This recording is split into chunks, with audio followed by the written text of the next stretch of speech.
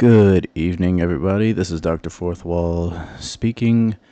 I know it's been a while since I've been gone. I've been busy with stuff. But today I'm finally returned. And I am doing a Terraria stream tonight with the one and only Grey Ghost. Grey Hey, Ghost, good what's evening, going good on, man? evening. Thank you.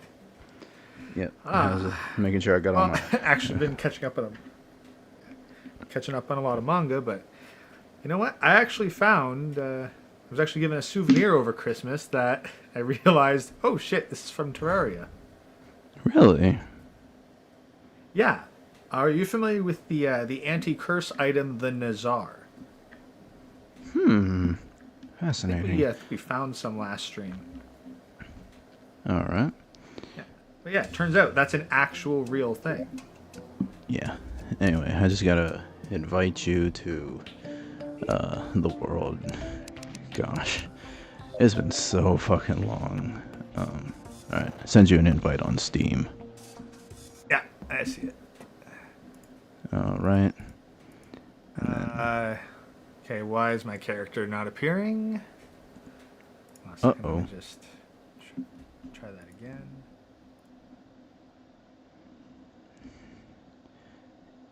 And I'm gonna take down my gifts.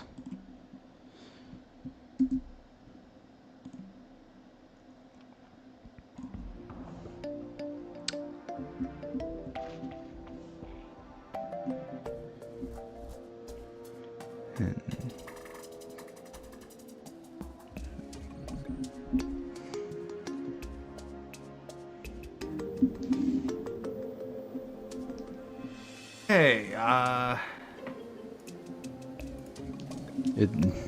It's the invite's not working. no, that's not the issue. All my my characters are gone. What? Like, it's not showing up, or like you're... Yeah, none of my characters. I think my cloud. I think when my cloud desynced, and then I selected, hey, use the stuff on my computer. It deleted. Oh, so like the data is gone, is what you're saying? Yeah. Oh, fuck. Okay, well, I guess you're gonna power level me then. I guess. Fucking... Alright. Okay, we'll figure this out. Oh, boy. Damn. Already off to a rough start, but we'll work through it.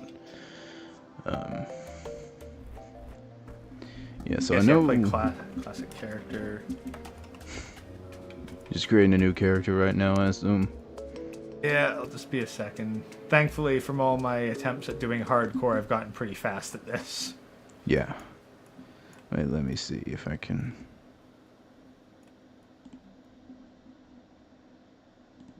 Alright.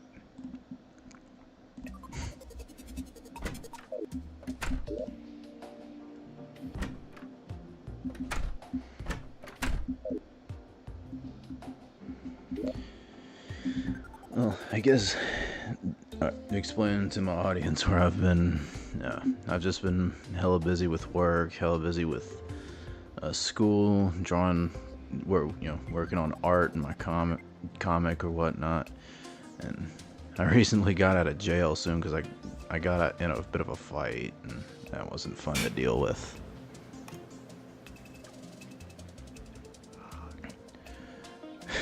Basically, Password. the password to the world is just Grega. A lowercase. Yeah. Awesome sauce. You look like Santa Claus just with purple skin. Alright, time to start looting all the chests. But yeah, so what you got? So yeah, who'd you beat the shit out of, and did they deserve it? Basically, my brother and I, we were at a bar celebrating my birthday.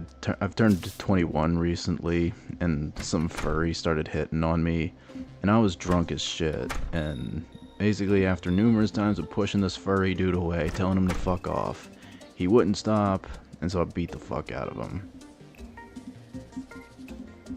Yeah, that'd do it.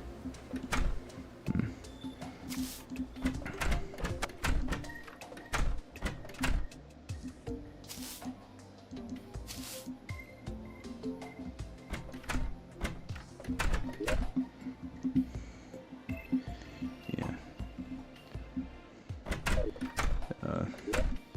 Do we have... Oh, we have a bunch of life crystals right here that I think you'll find useful. Let me see. How do you... But no, that's not what I wanted to do. Find the chest where all the gear. There we go. Yeah. All right. Yeah. You'll have all the hearts you need.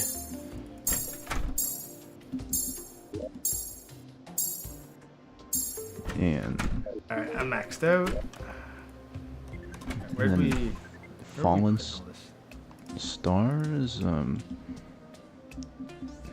we think it'd be in here.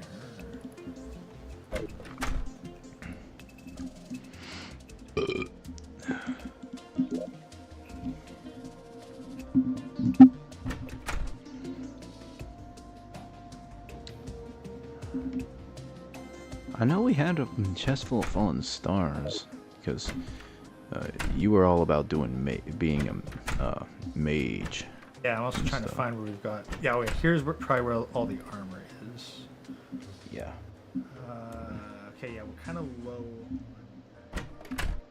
Oh, your audio's a bit low, so if you could I'll speak a little closer. Yeah, no, I'll just pump up my volume real quick. All right.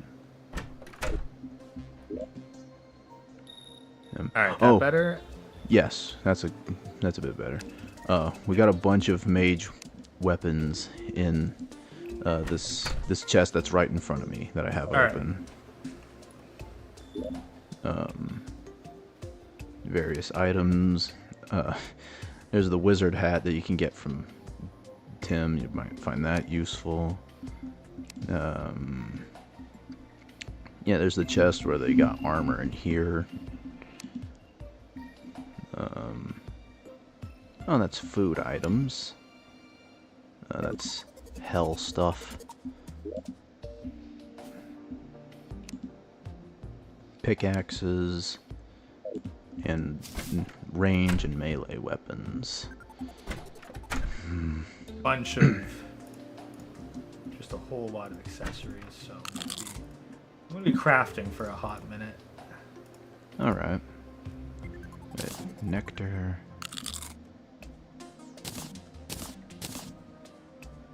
Guide voodoo doll.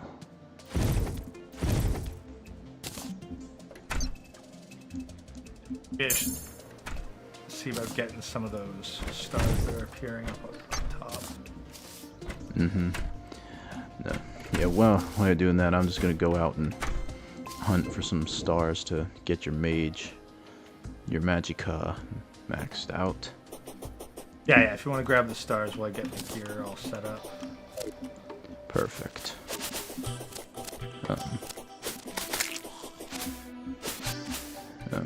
So Gregos, what about you? How's, life in general? How's that stuff working out for you? I'd say it's okay. I've been making a fair bit of progress with 3D printing side hustle.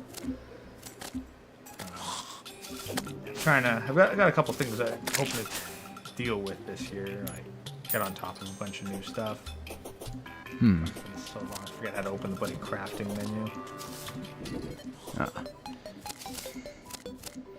And the mechanic work is going all right?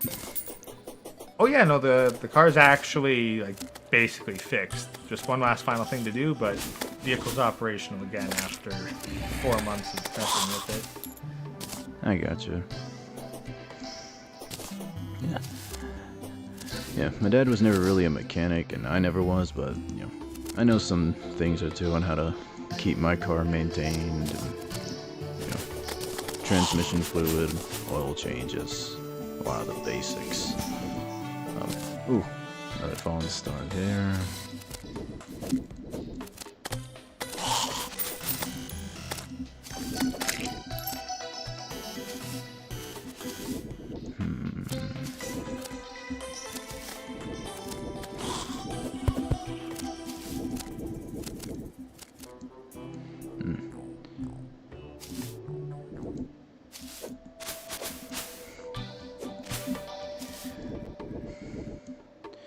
Me personally, I've been keeping up with my gym progress pretty good.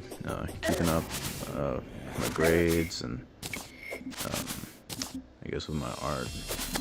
Just recently, I hit a max overhead press of 180 pounds for about 6 reps. Oh shit! Yeah. I'm usually trying to I'm trying to get to, you know, like my bench presses and overhead press to around like 200, which is kind of like my New Year's goal or something. 180, it should be doable.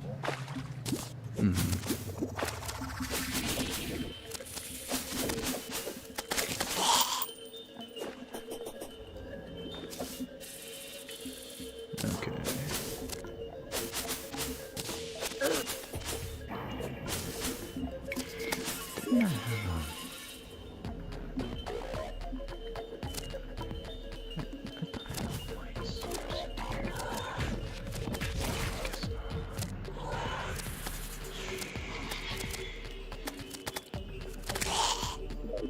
There. Okay.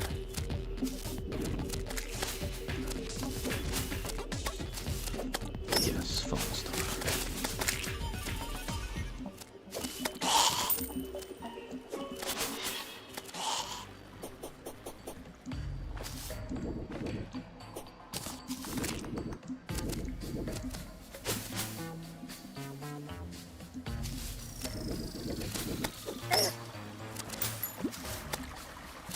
Beyond. It's been so long, I forget most of the crafting. So. Anyway, so say again, you're getting a little bit quiet again. Sorry, I'm trying to remember the early game crafting recipes for magic armor. I know gemstones was often the thing for, like, early staffs. That gets the staffs, it's just...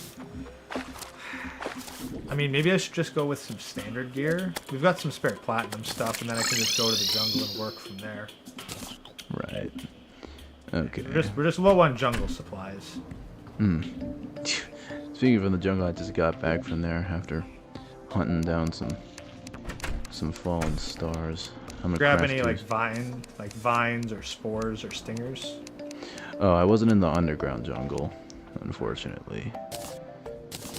Just on the surface.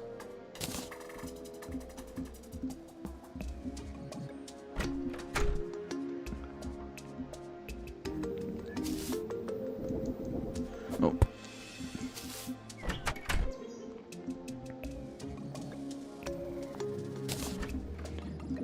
Okay.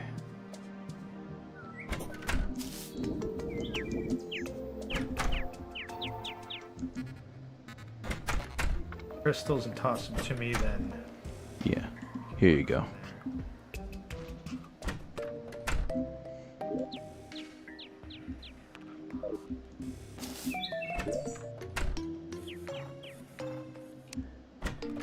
Yeah, but that's what I can do next. I can head down to the underground jungle and just grab you some.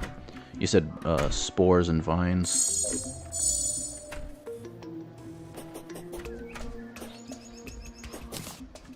Second, I just gotta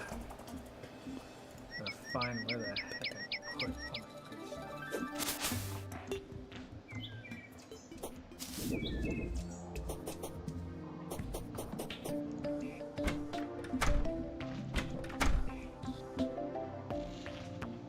stuff. Here we are, platinum gear.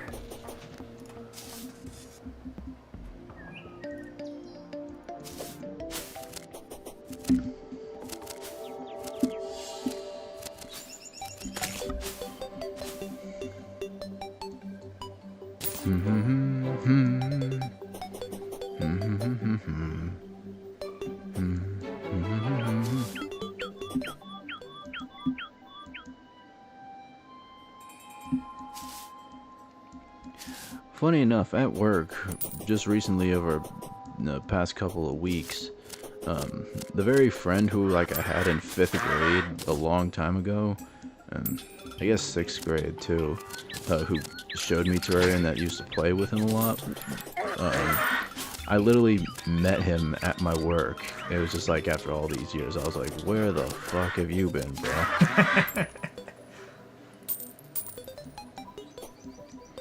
And he he had not a really stream, but we were just playing together online one night, and he told me we were doing a master mode run, and he didn't even tell me until like I'd gotten my ass killed by zombies like 100 times in one night. And I was like, dude, how are these zombies this fucking powerful? I know I'm not a god level player of Terraria, but it's like, I don't remember the zombies being this deadly. And he was like, oh, I've got us on master mode. I was like, you what? You son of a bitch. Why did you do that?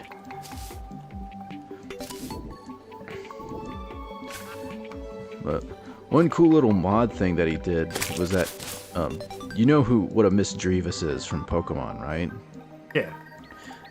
Basically, his little pet ghost that fights for you in Terraria. Yeah. Essentially, he turned its sprite into a Miss Drevis, and I was like, that's pretty cool. It was showing on his screen, but not mine.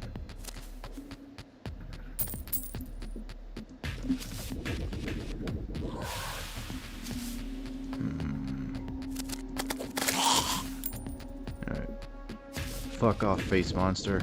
Yo, cuck boy. You look like Jack Murphy when he sees his slippy slide. God, that would be fucking disgusting. Imagine like a Jack Murphy face monster. I mean, you wouldn't even need to do much. You just really add the beard. Yeah, that's the thing.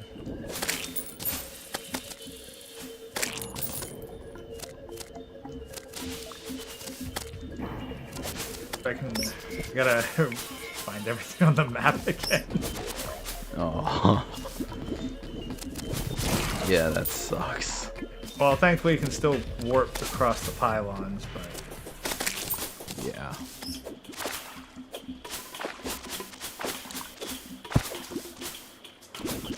God, why is my frame rate so low?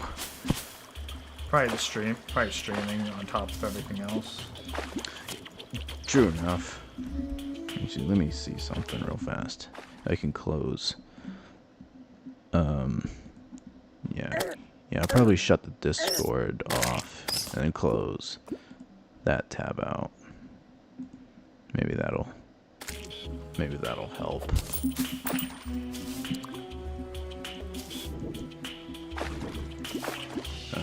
And then in my original world, I did find the shimmer soon, but instead of like purple glowing moss like it was in this world, mine was actually green moss, green glowing lichen.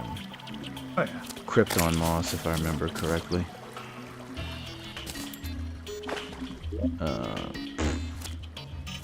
There it is.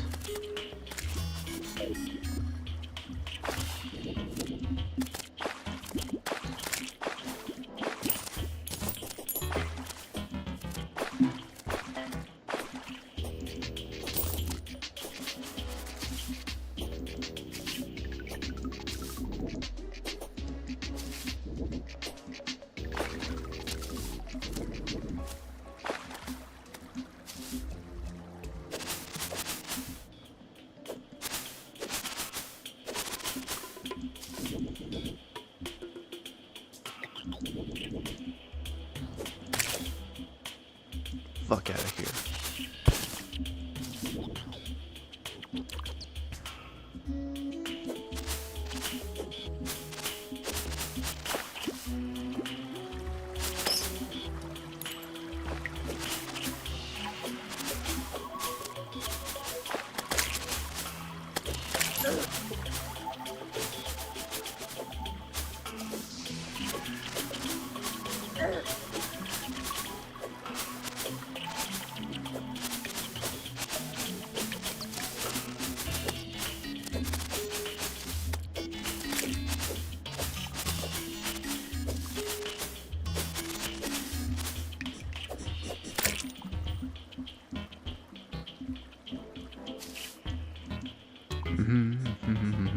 Ah,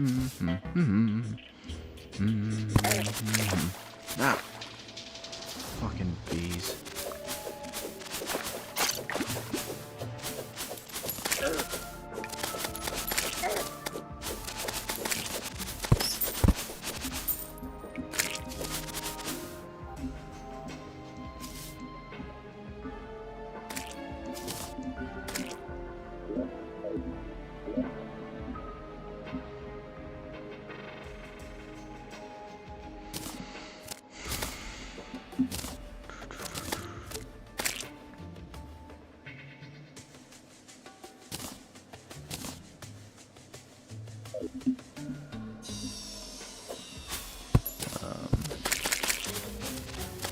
Are you gonna need any stingers for jungle Yeah. armor? Okay. Yeah, I'll need stingers. Oh, perfect, perfect. I got tons of those. Perfect. Stingers, spores, vines, and I'm also going to need to find a return potion at some point because I realized, yeah, I left home without one. Yeah.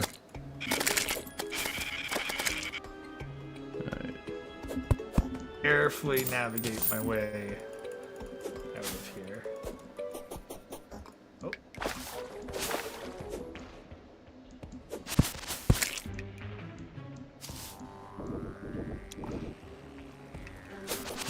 Ba-ba-bum-bum-ba-bum.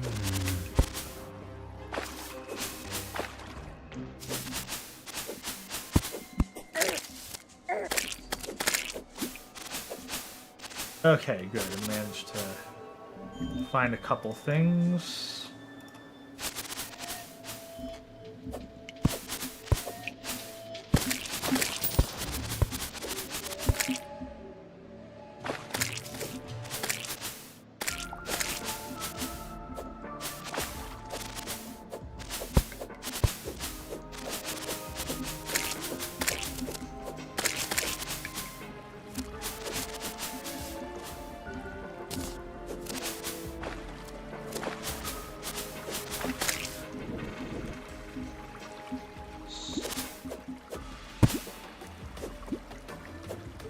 Stinger, yes.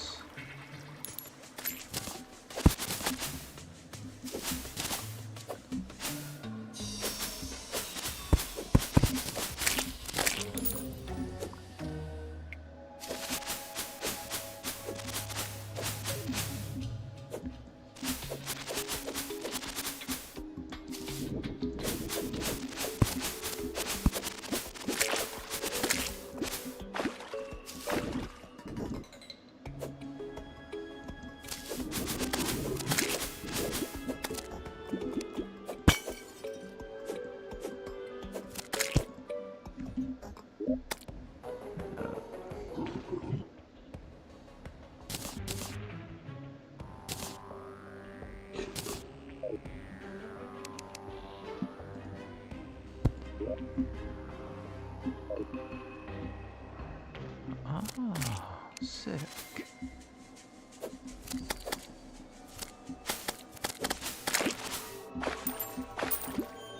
Oh, coffee.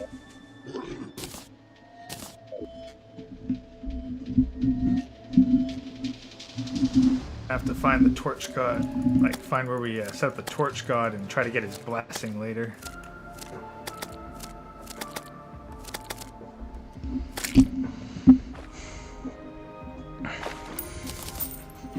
All right, we got a vine.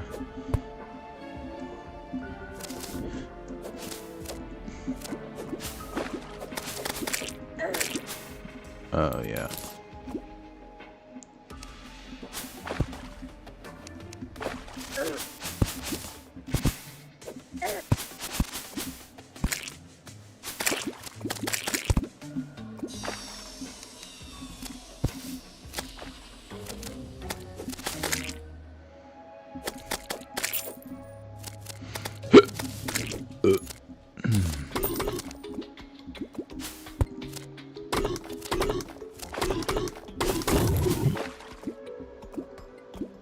Oh, Oh, good, another heart crystal. Start to replenish the supply.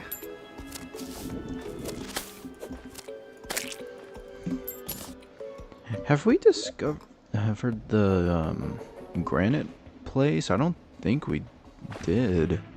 I don't know if like we never really explored it. I don't think. Yeah, because I just ran into a granite golem right here in the jungle. That means there's just one in the vicinity then. Yeah. Yep, there's another one. Oh, oh, oh, oh. Getting that weird ass sound.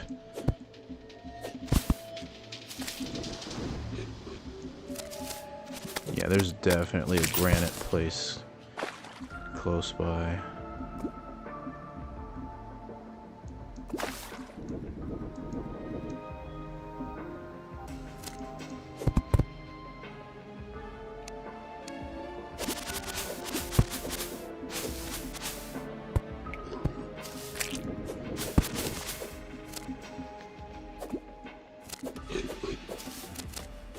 Oh, yep, found it. Yeah, we've definitely been to this one. Well, your past character was definitely here. I made a bunch of recognizable damage as I passed through. Yeah, you kind of left a few dugout tunnels. It was just my character hadn't visited this spot yet. Oh, it wasn't exposed on the map. I see.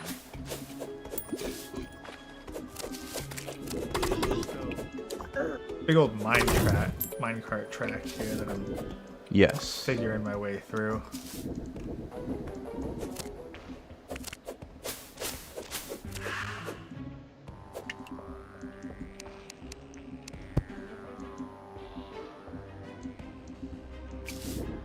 Oh shit! I think I just discovered an underground living jungle tree. Oh, nice. It's right next to the granite area. Oh, hell yeah. No, yeah, dig that out. There's actually probably something in there that I'll need. Yeah. Yeah, rich mahogany.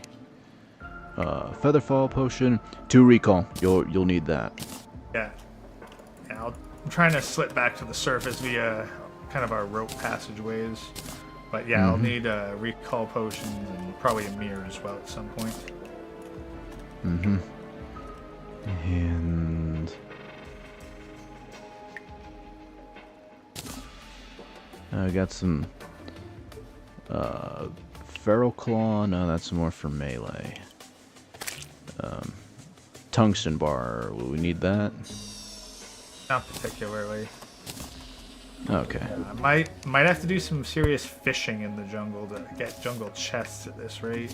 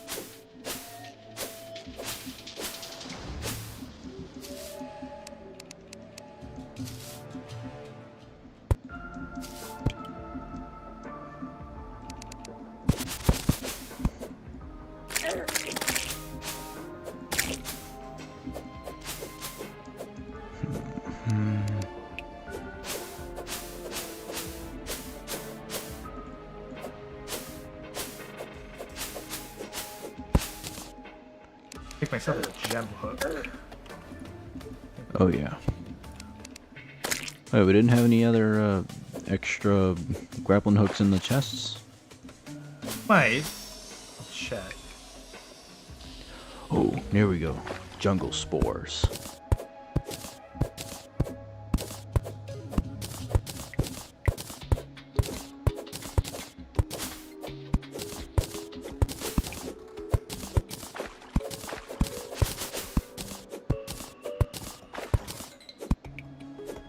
We got plenty of emeralds though, so I'll just make an emerald gem hook. Ah, perfect. Hook acquired.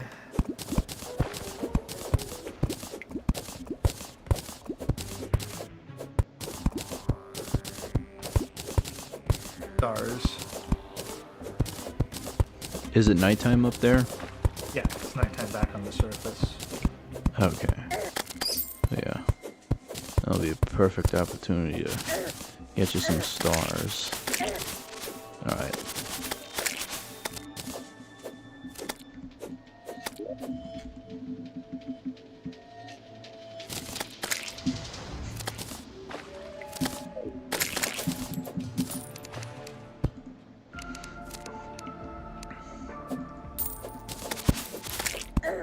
Really, like some of that. There's some elusive gear that I'm actually really upset that we lost. That I lost with the character disappearing. Like I need like a rod of life in the jungle. Yeah, Harvest properly. Yeah, it's unfortunate. And you had the fucking living block of dirt. I was like, and that's fucking rare. Like, really rare.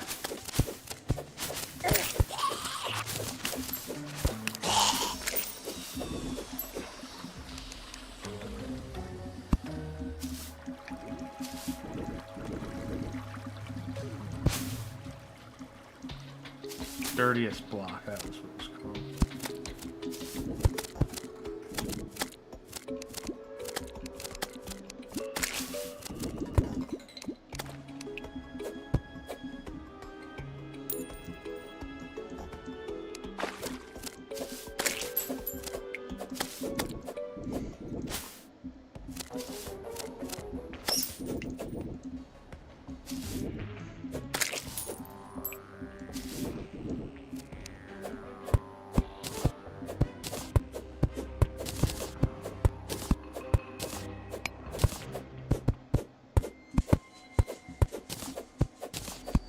Oh yeah, this is definitely an unexplored part of the jungle that neither of us have touched. Definitely more spores here than usual. You're at a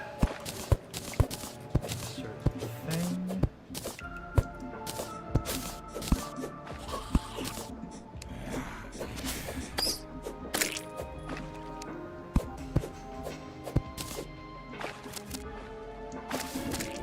There we go.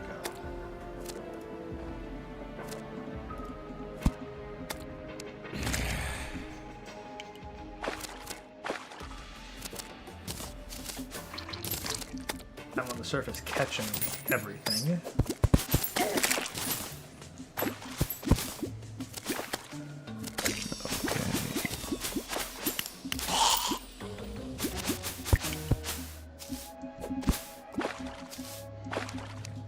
Grapple hook. Just like Titanfall. Oh, great. Have you ever heard of Titanfall before? Oh yeah, I've never played the games, but I'm familiar with Dude, it's so much fucking fun. It's like whether in campaign or multiplayer, it's a great story if you play the campaign, but you know, it's also real fun as hell to play on online multiplayer. It's essentially like if you mixed Call of Duty with are you familiar with Mirror's Edge by any chance? Yes, I played a bit of that. Yeah, it's kind of like that mixed with Mirror's Edge with like the amount of insane tricks and parkour type shit you can do. It's a lot of fun. And basically, you know, Call of Duty mixed with giant mechs. I definitely looked good, but I don't know, I just never got around to playing it. Yeah. Everyone has their different tastes.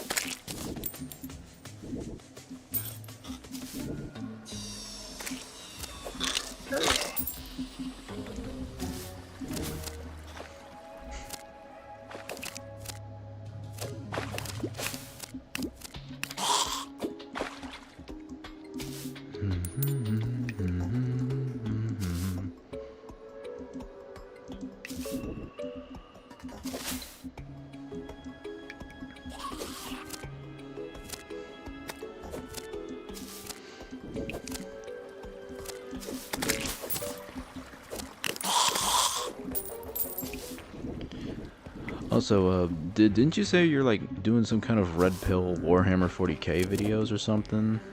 Yeah, I'm gonna. Yeah, I fell behind on that a bit, but it's my intention to get that done during. I'll start working on that really.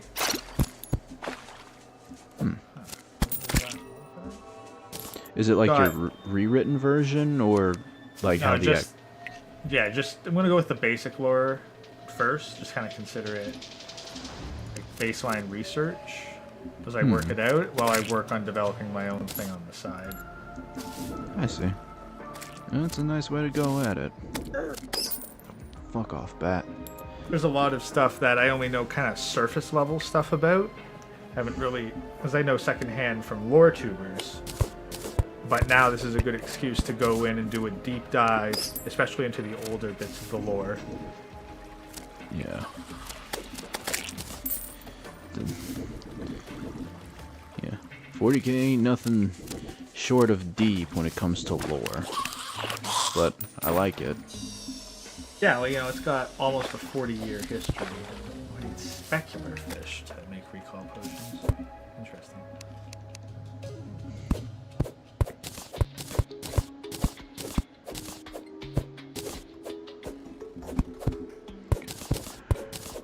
Or hell, just like even just a weapons lore, like the or how they go into detail with that. This is like the what's it called? The Titan Plasma Annihilator, and they say it's like it can fucking deafen somebody when you hear it go off and shit. It's like, yeah, it's badass.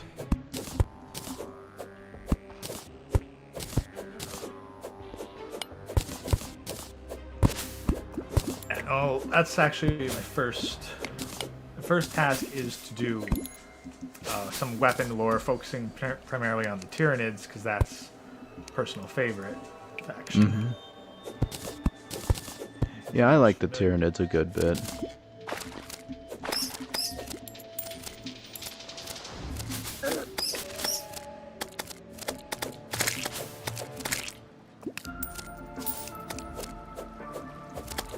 Another one. Perfect. Grab a spare ice mirror out of the accessory chest.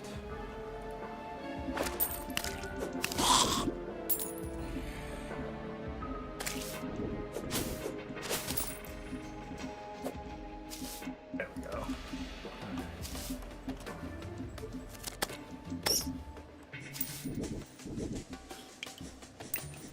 Start doing fisherman quests too. Bear quest, so I'm gonna just see what I can do about getting that done. Yep. Okay, let's see what I've got here so far. Hey.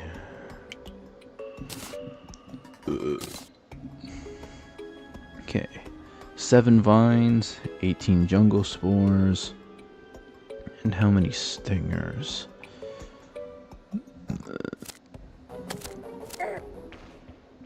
26 stingers. Alright. I'll fish for a little bit more to try to get this. Like do I need to go to the underground? Okay, I gotta double check the fisherman. So you want to meet up at base real quick? Yeah, sure, sure. I just gotta grab one last jungle spore, and then I'm gonna head back.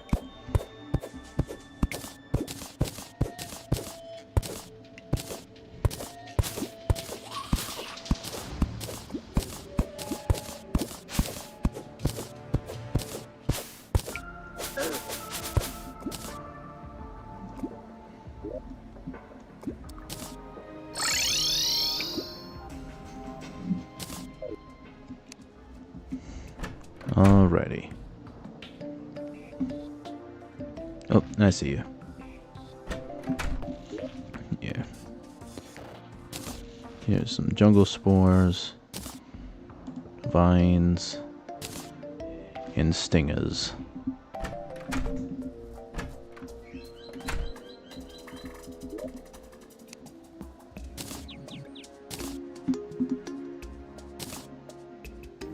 Dirt. And I also have a heart crystal if you need it. I'm stocked up on heart crystals, so. Okay. Good spot for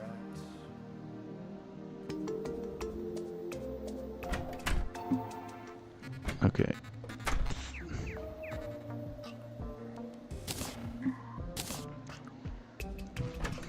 Alright, so yeah, so I'm gonna go fish in the surface tundra for a bit. I think I'm gonna need a lot more jungle supplies, so probably go hunting down there after a little bit. Mm-hmm.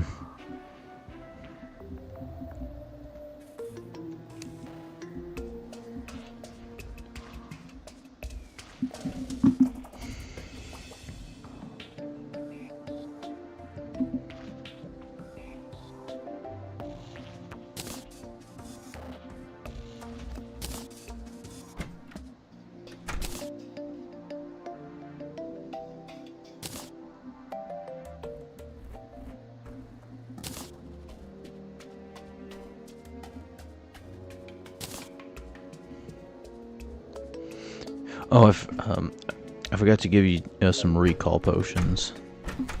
I've got the ice mirror, so I'm good for the moment. Oh, yeah, I got the tundra trout. Oh, sweet. Oh, God. Yeah, if you toss the recall potions here. Or... Yeah, yeah. Here you go.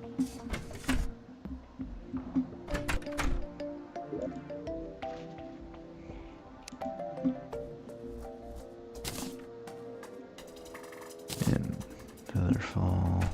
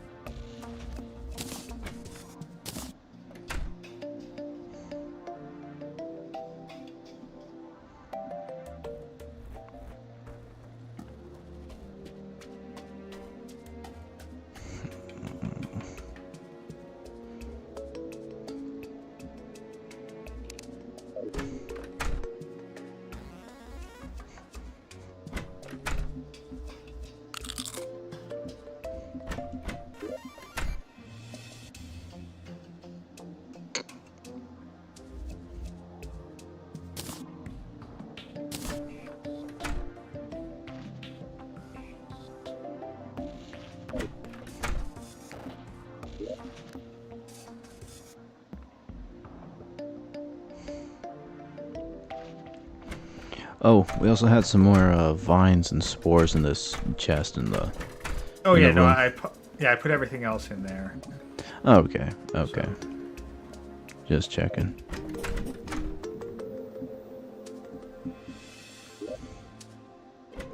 I gotta get crates. So I gotta figure out crate potions.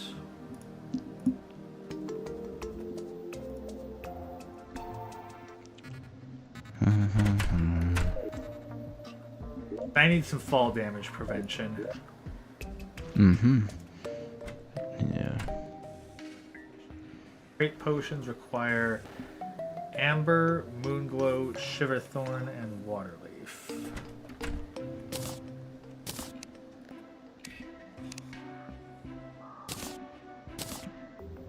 Problem is, I don't think amber's. I don't know if amber's a renewable resource.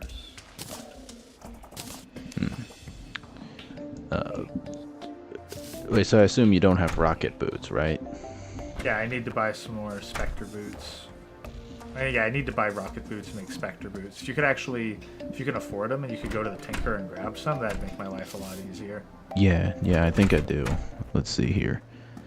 Yeah, I've definitely got enough for that. Where's the Tinkerer? He's in the cavern biome. Is he? No, he's not in the. No, sorry, no, yeah, no, he's in. No, sorry, the tundra. Right, I put him there. Oh, right.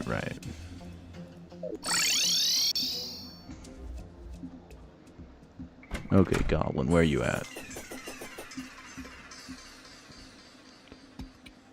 Nudar.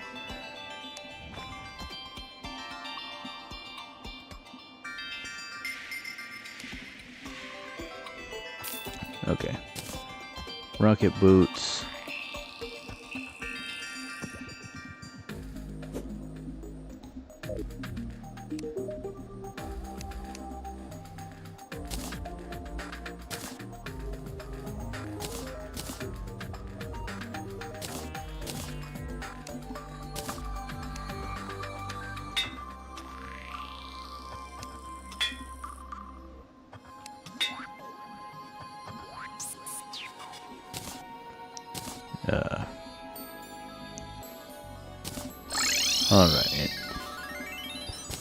Alright, got you some rocket boots.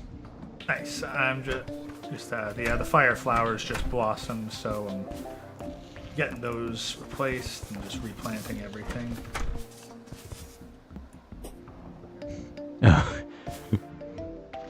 Yeah, I forgot that you set this big ass garden up. You really touched the place up, didn't you? Oh, All right.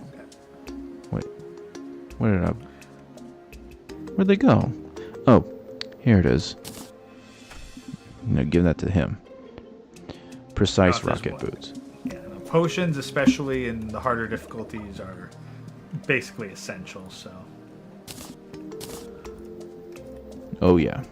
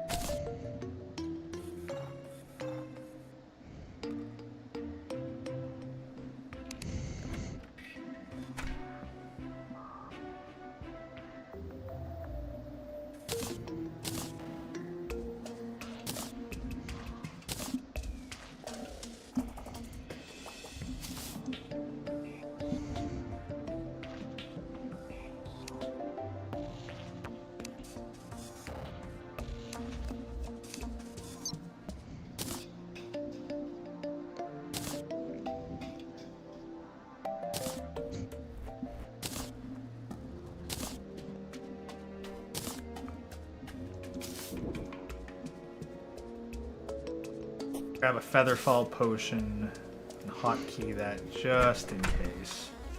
Yeah.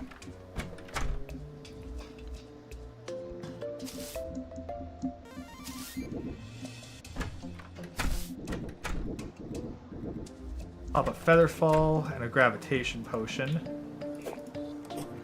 Oh yeah. Got Sky Island hunting. Oh.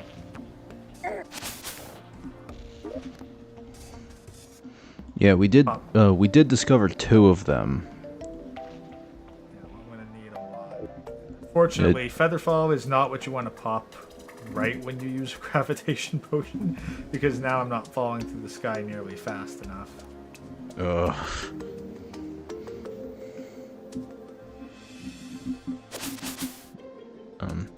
But you know where the 2 that we discovered before, you know where those are? Nope, not a clue. Okay. If you see, actually you're kind of getting near them. We built little rope structures that lead up to them, or Oh yeah, I see it. wood poles, whichever it is. Yeah, no, they're ropes. Okay.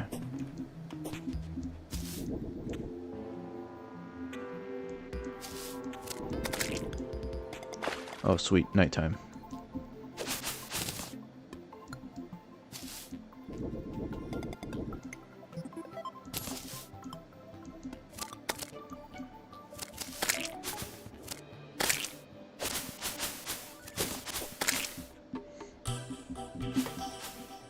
Well, wait, so,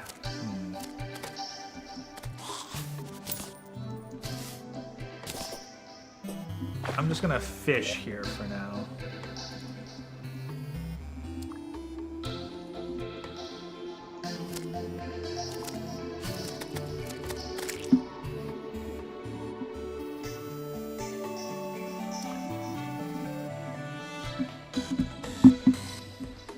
Yeah, no, one thing that we were doing is that down in hell, we were building the bridge. So that was one thing. Yeah, I'm in no condition to be building the bridge. I gotta basically fix up everything. Right. But what I was gonna say is that I could either go to the jungle and maybe like hunt for some more jungle stuff, or head down to the underworld and build the bridge. I guess your call. Like, either would be good, so... Wait, is I'm it gonna a go to full the moon jungle tonight? It is. Oh, shit, the deathweed's good to harvest then.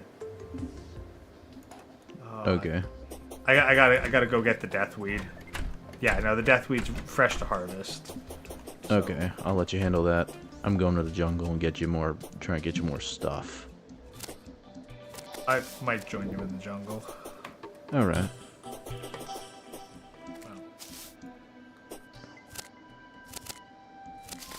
Or at least I gotta get this deathweed dealt with. It comes along so rarely, and it's just so useful. Yeah. Oh yeah.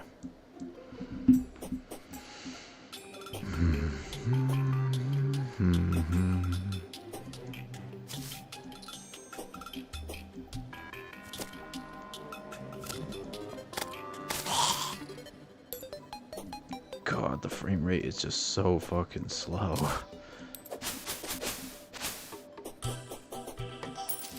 Well, sometimes.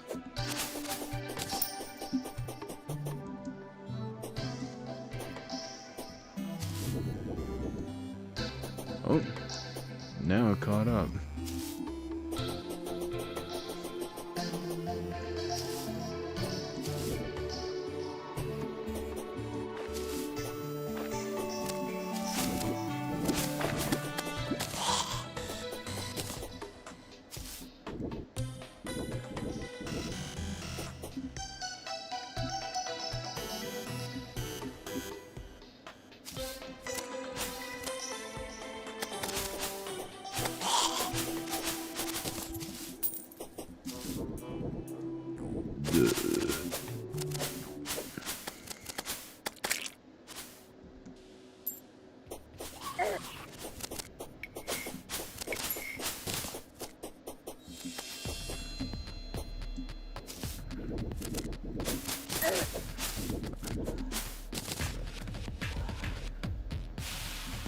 I'm passing through the Crimson, so I might as well grab some deathweed over here too.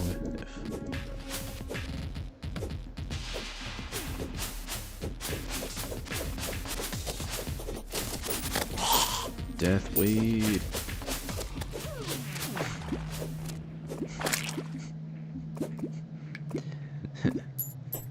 It sounds like a strain of Mary Jane that Chronic would engineer. Just fucking death weed.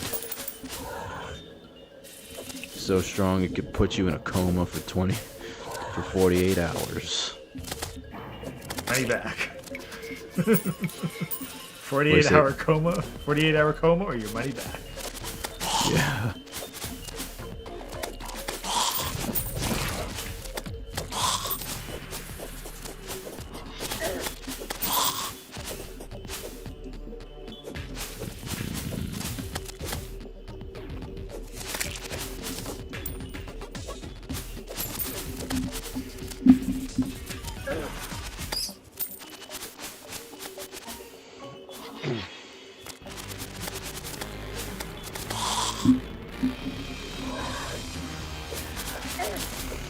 I also went to see the third Sonic movie recently, and I must say I was not disappointed.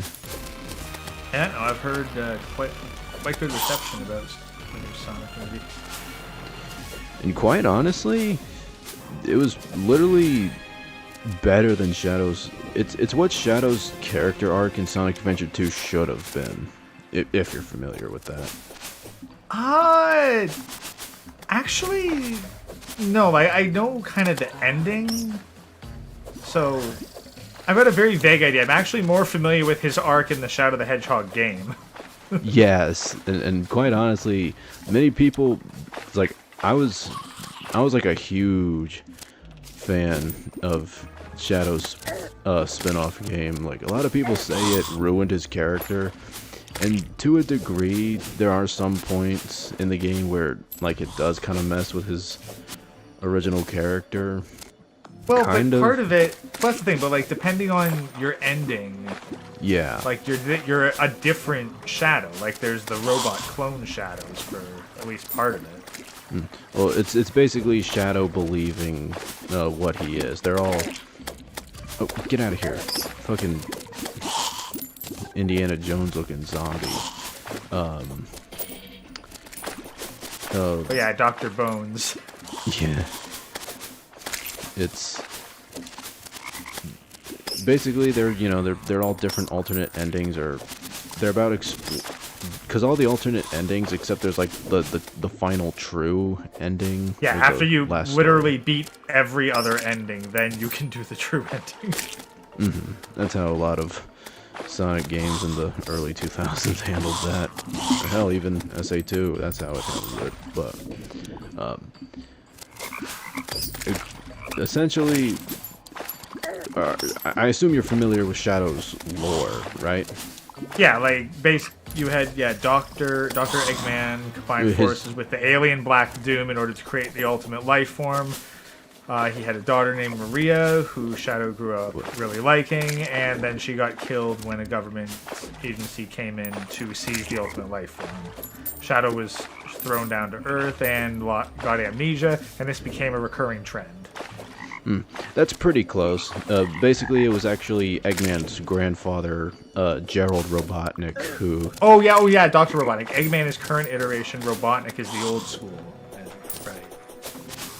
Well, I guess you could say that in game canon. Well, that's the thing, because like in the Sonic TV show, which Sonic Adventure 2 takes place in, I believe, like Sonic and Tails are actually transported into the future. Whereas, so then you have like Sonic 1, 2, and 3, my understanding, took place in the past. And then they were teleported into the future. So you had Robotnik in the past with the OG Sonic games. Then you had Eggman in the future where he's a little more dominant in society. Sonic lore is strange. Yeah, it's also... Oh yeah, there's a lot.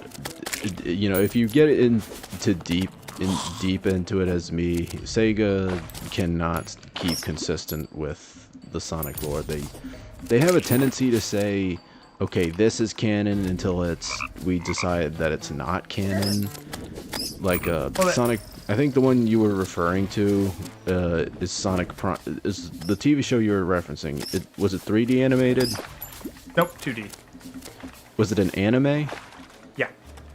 Oh, okay, that's Sonic X. So basically, in No, that no, one, not. Was it Sonic X? Oh yeah, no, well yeah, it was Sonic X. yeah, 'cause if it was an anime, it was Sonic X. In Sonic X, the human world and Sonic's world are different dimensions, so it's not really the future. But that's the thing. But you have Sonic Adventure 2 taking place in the human world because I do remember they went through the basics of the plotline there. Yes, that is true. Oh gosh, where was I going with this? Yeah, essentially. Sonic lore is confusing and inconsistent at the best of times. Oh yeah, it's Because you also have Sonic Sat AM's storylines yeah. factor in. That was That was primarily American produced, and not really canon. But that's honestly, it was a pretty great show though, and probably one of my favorite versions. That you're calling If they hadn't ended on a cliffhanger and then not get renewed, then it probably would have been completely perfect as a show. But yeah, there is actually like people, fan group project, whatever you would call it, creating season 3, and they actually like hired a bunch of the old voice actors who had voiced in the show, and hired a bunch of animators, and that's what they're doing. They're continuing the story. that's why I'm a huge fan of stuff going to public domain, because then like people can actually make money off those kinds of projects, and they can actually finance that stuff instead of needing to fight for the legal rights to do everything. That's why I'm a big advocate for instead of Lucas selling to Disney, he should have just made Star Wars public domain. Let Disney make their fucking whatever the hell they want, but make it so that everyone can make official Star Wars stuff. Yeah. And then let the market decide what is canon. Yeah. I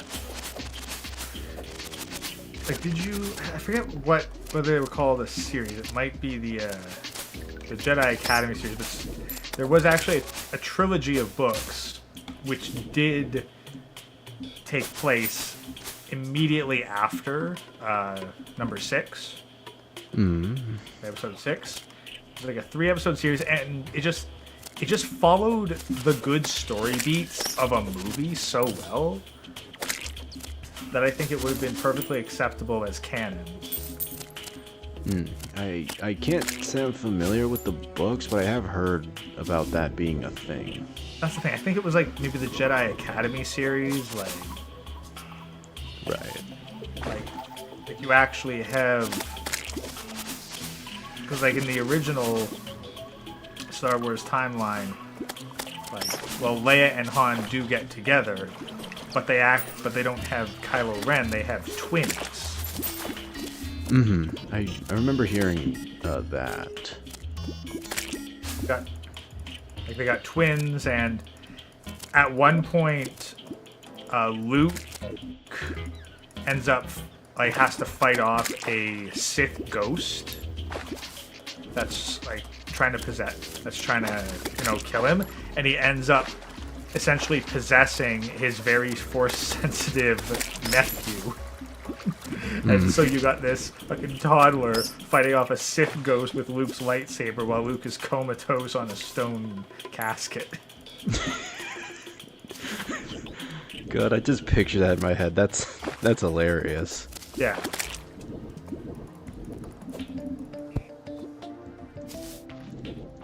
Yeah, because imagine you've got this toddler fighting like fucking Yoda. That's how I pictured it. It's basically Yoda, but it's a fucking toddler. He's doing fucking backflips over his enemy, lightsaber swipes and shit. You ever see the I don't know who made it, but it was like a kids movie called Baby Geniuses? Can't say I've heard of it. The premise behind it is very weird. It's basically the idea that toddlers are actually crazy smart. They just kind of get really dumb when they get older, and then they gotta work to reclaim like a fraction of the genius they held as children. And so, and anyway, but no, you legit have like a toddler doing martial arts, taking down trained armed guards at points.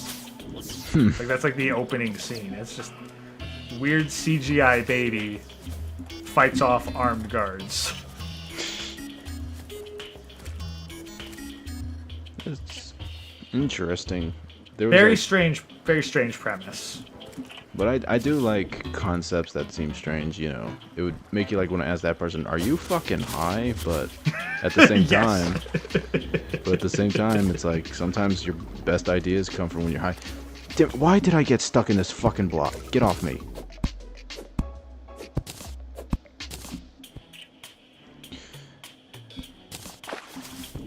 It was like with what my co-writer was, because we were introducing ideas for, you know, some fancy technology or future weapon stuff for the comic, and one of them that I had was basically guns that have like little either well, what's it called?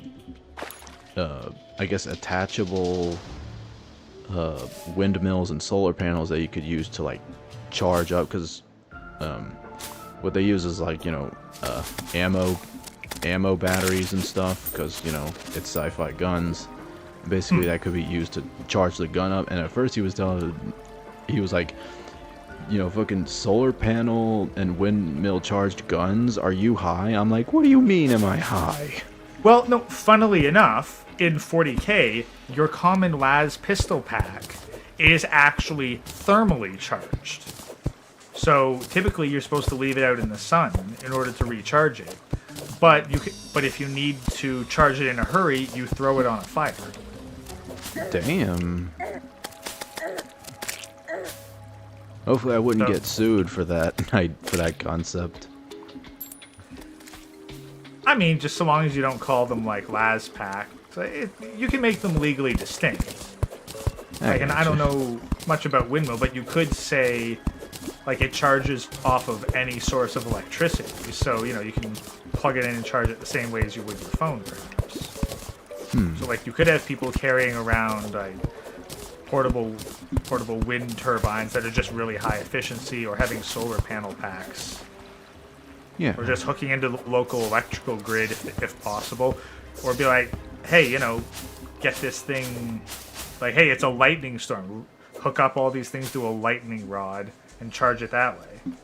Yeah.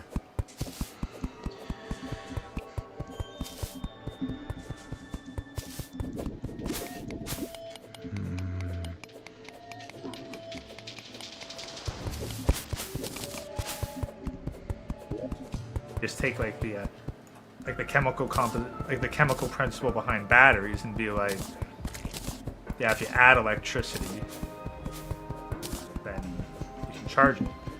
It actually reminds me of these thermal heat packs that currently exist. They're chemical heat packs, but so like if you click them, you basically bend a metal disc inside the pack, and that will set off the chemical reaction. The liquid gel turns into a solid and releases heat for a couple hours. But afterwards, you can put the heat pack inside boiling water for a while, and it'll actually revert back to a liquid, and the disc will pop back into place. So it's a reusable heat pack instead of the typical disposable ones. Wow.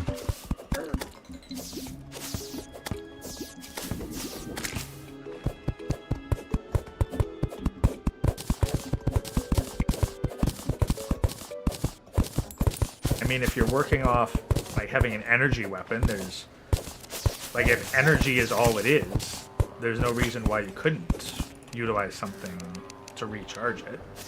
Yeah, that's what I'm saying. Tiny windmill, that's just funny to think of.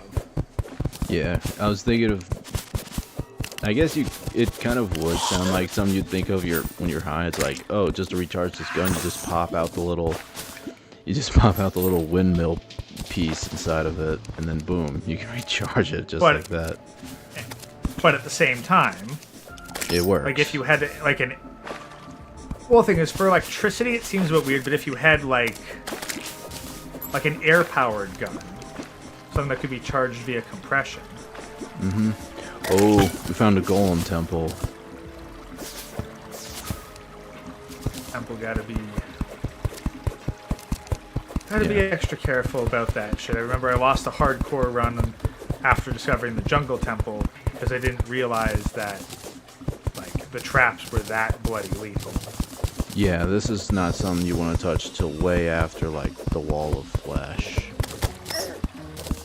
Yeah, no, I was like just in pre-wall flesh, but the thing is, I didn't realize that the traps would appear when you couldn't, like, without you needing to open the damn thing. So I basically was walking up to the front door, and I just took massive trap damage because I didn't realize, oh shit, I'm taking damage as I walk through, and then I just died. It's like, oh fuck. Oh, it was it was spike traps. Yeah, spike traps. I see. They just kept popping out and stabbing me. That's the thing. If I'd been cautious, I would have realized it and backed out, but I wasn't thinking. And like, because I'd been so confident with the grand design being able to show me, oh hey, here's all the traps, that the idea of the wires not showing up didn't occur to me, because the wires don't show up until after you've defeated the golem. Yeah.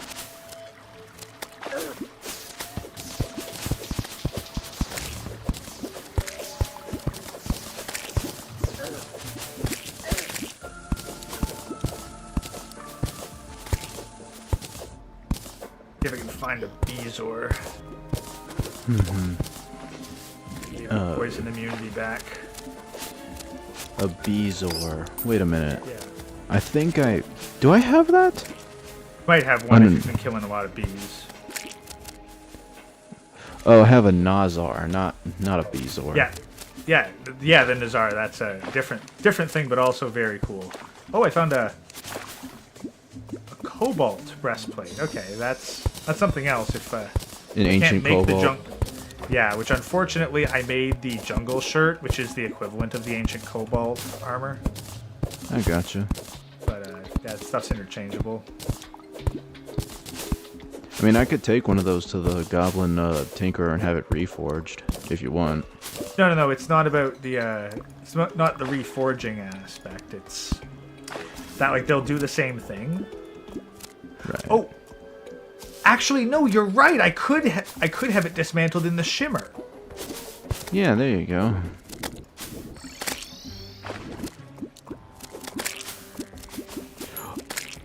Well, son of a bitch. Speaking of ancient cobalt, I just got some ancient cobalt leggings. All right, sweet. So all I need is the hat then. Speak of the fucking devil. That was... Alright. Oh, actually, yeah. No, all tossing into the shimmer does is change it into its variant. So I still need the hat, but yeah, meet me back at base. And because we should have enough materials to make the helmet now. Okay. Heading back.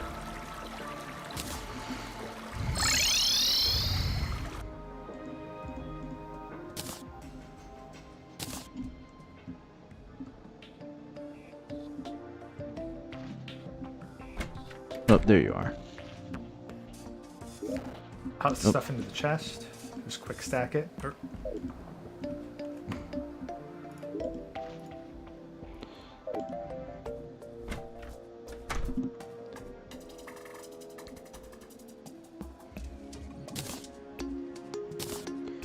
And then I have some more... Yeah, and I can make the jungle hat, and Okay, perfect. yeah, that completes the set bonus, so I'll just go for the cosmetics. Put the armor I'm not using away in here.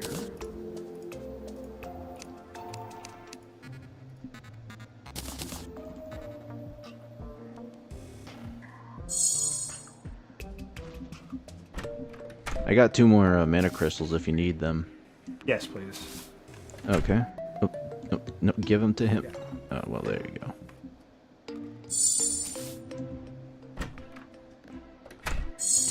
Yeah, I'm maxed out on mana. Awesome sauce.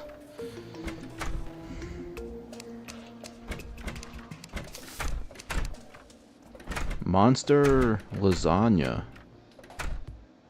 Yeah, Okay, then. it's a rare food drop. Well, no, I can craft it. Oh yeah. Oh yeah. No. Yeah. You craft. Hey, you can craft monster lasagna. Yeah, I'm right next to the. Oh fuck! I'm carrying it.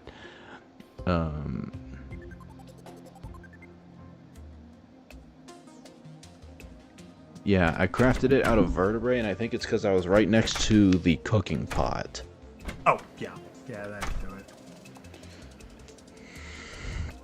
Well, I'm gonna store that in the food chest since I don't need it.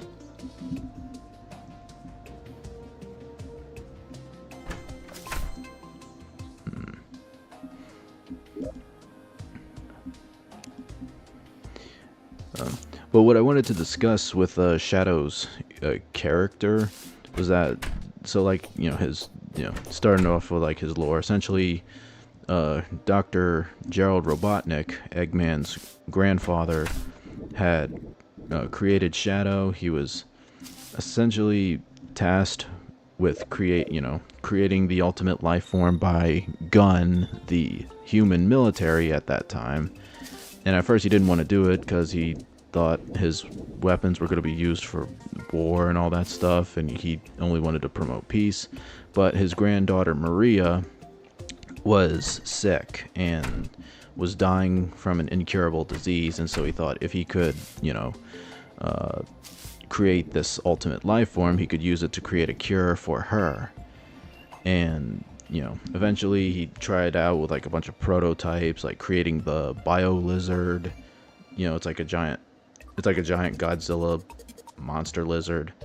Yeah, the thing that latches onto the ship, right? Yeah, that latches onto Space Colony Arc, or the Eclipse Cannon. Yeah, that was the prototype. They kind of ended up failing, and then a few other fiascos went down, continuing his research and developing all sorts of other, high tech and dangerous weapons for Gun. But the Black Comet, where Black Doom came into place, he was passing by the Earth, and he reached Gerald. He basically made a literal deal with the devil, because Black Doom's like a analog of Satan. Yeah.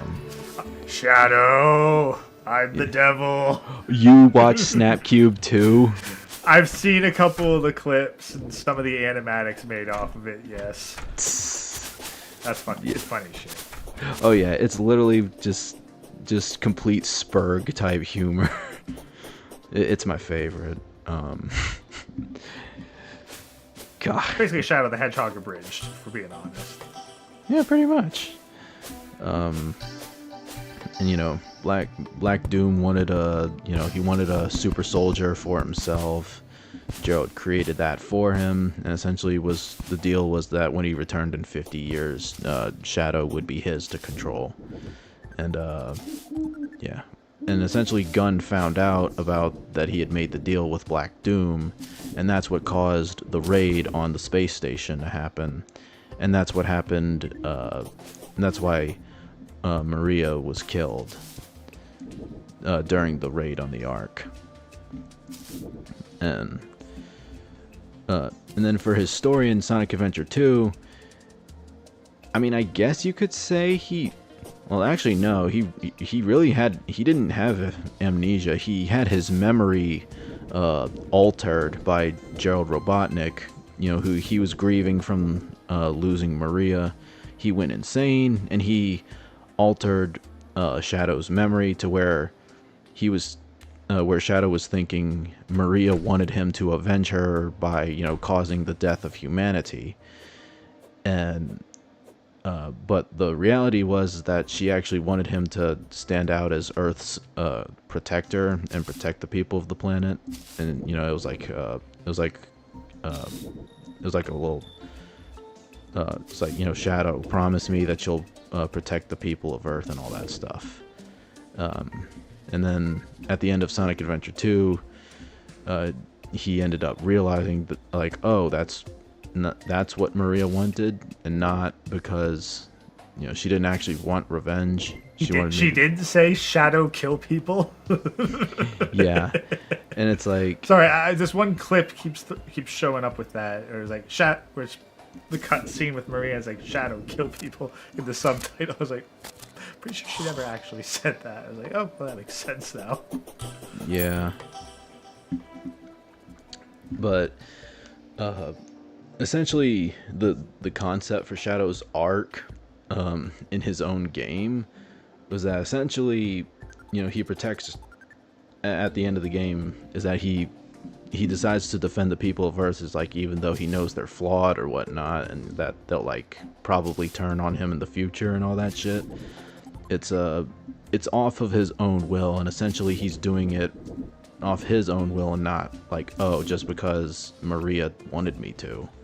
And I thought that was, like, actually a better arc for him. I think, okay, honestly, this would be kind of... I think this would be kind of funny, though, if Shadow's arc was, I'm only killing humanity because Maria told me to, switch to, no, humanity's fucked, I'm killing them because I want to now. That honestly would be... Yeah, that'd be like a funny twist arc or some shit. Yeah. Well, no, I think, I forget what it was, but, okay, Drizzt, right? Drizzt? Like the Dungeons and Dragons character from Forgotten Realms? Like, no, the most famous, like, dark elf in D&D? I'm afraid I'm not. Well, anyway, so the guy who wrote his series, I forget exactly who his name is, but he actually wrote a book on how to write fantasy stories, and he gave a whole bunch of, here's the list of character arcs and the genres that each one's appropriate for. Yeah. And the thing is, but the character arcs are given this vague idea where it's freedom, like, versus, like, slavery. Right. So, like, you'll have, like, so in your, prototypical, the, like, high fantasy, like, really sunny disposition stories, the character will always end up, like, they'll achieve their goals and they'll have freedom. Mm-hmm. I think kind of like most of your, like, say, isekai stories, like nowadays. Like they start off with a goal, maybe restricted freedom to a certain extent, but like they'll basically, at the end of the story, they're going to have a high degree of freedom and they'll have their goal accomplished. Yeah. Then you get kind of the somewhat darker ones, where they'll go from, say, like, they'll accomplish their goal, but they sacrifice their freedom in the process. So there's a bit more of a trade-off. Then you might get the tragedy ones, where they start off with a high degree of freedom and whatnot, but then they don't get their goals and they lose their freedom. Mm-hmm. So it's like, so it becomes kind of like this, almost a Punnett square of story arcs. I see. But the thing is, it's character arcs, period. So, like, whereas Sonic would definitely have a character arc that would be more in the positive way. Shadows would be like achieve goals versus freedom. I mean, he doesn't really lose too much of his freedom. I mean, like, he hypothetically dies at the end of Sonic Adventure 2. Mm-hmm. I mean, like, you gotta admit, like, Ultimate Life Form or not, like, he fell from orbit. Yeah, he was originally intended to die in Sonic Adventure 2, but everyone loved him so much, so they were like, yeah, we gotta bring him back. Like... I mean, we've got Sonic the Hedgehog here. What's not to like? Yeah. But there was another thing it's some funny enough.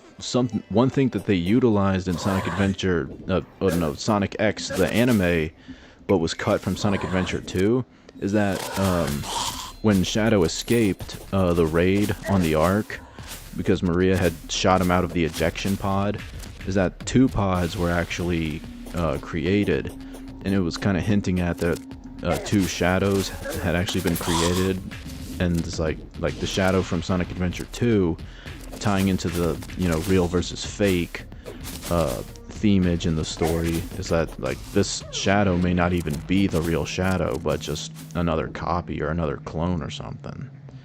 And so a lot of fans often with theories, it's like, oh, maybe this shadow was just like a clone version, or maybe it was the original shadow who originally died, and then the one who was found resurrected in Sonic Heroes and then making it into his own spin-off game was like either he was the original or he was the clone and was never awake to begin with. But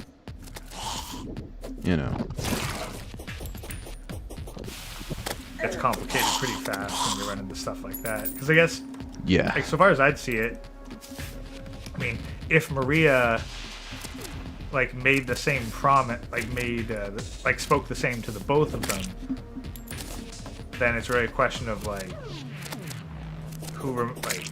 did the Shadow end up actually working with Sonic? Did that one survive? Because then that would be the memory difference. Because then it could be like, oh, he's got amnesia. It's like, no, this is a completely different one. He's got the same memories with Maria, but it ain't the same Shadow beyond that. right. But then, of course, you get like, okay, well, did both have their minds altered to destroy humanity? Oh yeah. So it gets complicated pretty damn fast. It's like, which Shadow was where, when, and experienced what? Yeah. Tell me about it. And then you added the various TV shows. Actually, I was talking with an old friend about this, and he tuned me into this factoid. Is that Sonic actually holds the record for the longest running comic series with a video game character. Yeah, that's pretty true, because Archie, back when... Yeah. Archie Comics. Mm-hmm. And then they ended up getting shut down in I think the late 2000s when they got closed. I think, like 2014, 2015. And then later they ended up booting out with IDW, and now they're the ones who's doing it. And I will confess, it's like they do have some pretty neat stuff. Each franchise of the comics, they got their own different ways of fucking. The early Archie comics were like. They were batshit crazy, bro, I tell you. I can believe that. I've seen clips of like the not Sonic Sat AM, like the Sonic the Saturday morning. I don't know. There was like a Sonic cartoon that was like basically a fever dream. Oh, that's Adventures of Sonic the Hedgehog. Yeah, the Adventures of Sonic the Hedgehog. Yeah, that one. It's same voice actor, same animation style, but it was. I don't know if same I wouldn't call that same animation style. That was like one was like borderline realistic with like its depictions of nature. The other one looked like the backgrounds were vaguely inspired by reality. Well, yeah, very different backgrounds comparing it to Sat AM, obviously, but I was just talking about like the animation of the characters. It was kind of, I guess Sonic and Tails were the only ones that looked kind of the same. Remotely consistent, yeah. I did like the little Sonic Says part. It was like, hey kids, if someone tries to touch you inappropriately, that's no good. Funnily enough, did you ever see the English dub of Sailor Moon? I did not. Well, what's really funny is when there were a lot of differences between the Japanese release and the English dub. Like, one big one was that the English dub had also like little like morality corner, like little morality bits at the end of each show. And if you look at them, like as a kid with no context, you don't realize shit. And then you get old and you look back on it and you see, because like just the like the way it was kind of animated, like it would take clips from the show and then it put them on the back of this like trippy kind of clip art background, while the voiceover of Serena or whatnot would give the little spiel. And it's like, damn, like that wasn't in the original. Yeah. Like you talk about 4Kids and censorship, like oh boy. There was a lot of weird shit going on with early translations. Yeah. You should realize it's been like anime's been translated in the West for like 40 years at this point, and only now are the studios realizing that hey, maybe we should do the translations locally. Like, it's right to the point that people would rather have it translated with AI than let an English localizer get a hold of it. Mm-hmm. Yeah, I guess.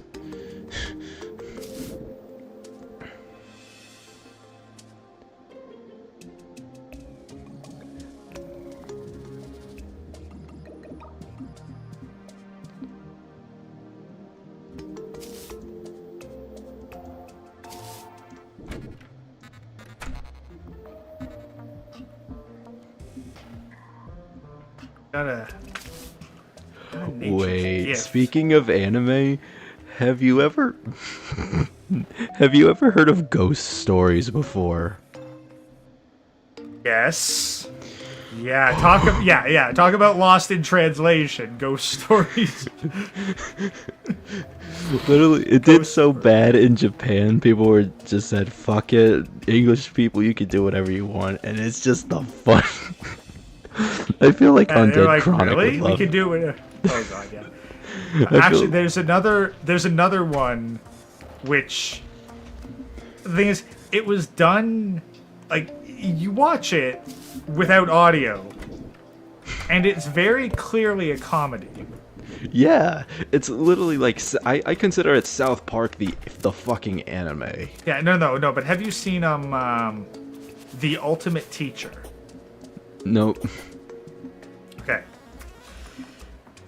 So, it opens where an ultimate life form has escaped from a research facility. This ultimate life form, guess what animal they blended a human with to make the ultimate life form? A hedgehog? A cockroach. Huh. Yeah, I could... Yeah. I mean, they are resilient in real life, if I recall correctly. Yeah, no, and that's kind of his shtick. That he's... But he also, like, legitimately wears a cape. He becomes a teacher at a delinquent school. It's a very strange show. And then, just randomly, there will be racial stereotypes just appearing on screen.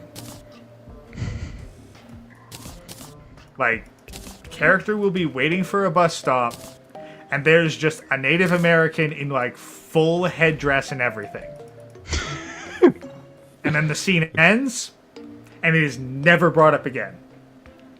There will be a street shot, and there's, like, this tribal African dude with the spear just going for, like, a run. Never mentioned or referenced again. Just on screen. Like, you know how they might have random cameos with background characters? This had random racial stereotypes as background characters. I might have to check this out now. That's funny. Well, no, but here's the absolute gold. So, the English dub of this, which Dragon Ball Z character do you think they got to voice the ultimate teacher? Sean Schimmel, Goku's character. Nope. Vegeta's? Nope. Trunks? Think about who does the most teaching in Dragon Ball. Piccolo? Piccolo! Yeah. And so you have this, like, super stoic and serious voice actor who will just randomly have to erupt in maniacal laughter. Jeez. Yeah. That is weird. It's like the show is just a train wreck, but you cannot stop watching it because, like, what the fuck's gonna happen next? You have no clue. Yeah. Like, anything can happen. Like, they're just, like, opening scene, they're just going through the school, and the walls start collapsing, and there's, like, just everything in the walls. Like, just random, like, skeletons and shit. Like, zombies, crazy shit. And It's fucking bonkers. just completely bonkers, and then the scene ends, and it's never referenced again. Yeah, that's pretty close to my type. Like you get like 2 minutes of just very well animated mayhem, and then it's over, and then on to the next scene. So you're like, okay. It was like, what was the point of that? But it was like to make Aside you from fucking just weirded out. That's the thing. It's like, here's a demonstration of how batshit crazy this school is. There's not just a skeleton in the closet. There's a lot of skeletons in the walls. Why? There's a Fuck million. up, isn't it? Like, why? Why not? Context? That went out the window a long time ago. Yeah. It's kind of like how in that one episode of The Simpsons where like Bart trades his soul. Like there's that random like street sweeper that runs over his bike and then goes down like a subway tunnel or something, and then like that was weird. Next scene. Yeah. Or it's like it's like that SpongeBob episode of Squidward and Clarinet Land. Oh my god. Yeah, it was actually only recently that I've realized I've really only watched with any regularity the first couple seasons of SpongeBob. Like, there's a lot of the recent stuff where it's like, okay, I didn't even know that this thing... Like, I was kind of aware that they had more episodes, but most of my core watching of SpongeBob was in the, like, mid-2000s. So, like, before the SpongeBob movie. Right. So that's where... And now, of course, SpongeBob had a shit ton of movies. Like, shit, I even played the video game tie-in. It was pretty good. Yeah, no, the SpongeBob games are actually pretty good. They're... Like, the movie one was pretty good, and then Battle for Bikini Bottom. Like, kind of a puzzle collect-a-thon. So, if you're a fan of Banjo-Kazooie, then, yeah, SpongeBob game's pretty decent. Fascinating. Oh, I'm gonna put that in there. Remember the, Did you know there was actually a Toy Story 2 collect-a-thon video game? I did hear about that. Yeah, no, I played that on PC for a while, and I couldn't get past the Prospector fight. But not for the reason you'd think. It's because it was made for console, but when they translated it over to English, they had, of course, to remap the keys. Now, pop quiz. What happens if you hold the shift key for more than 8 seconds?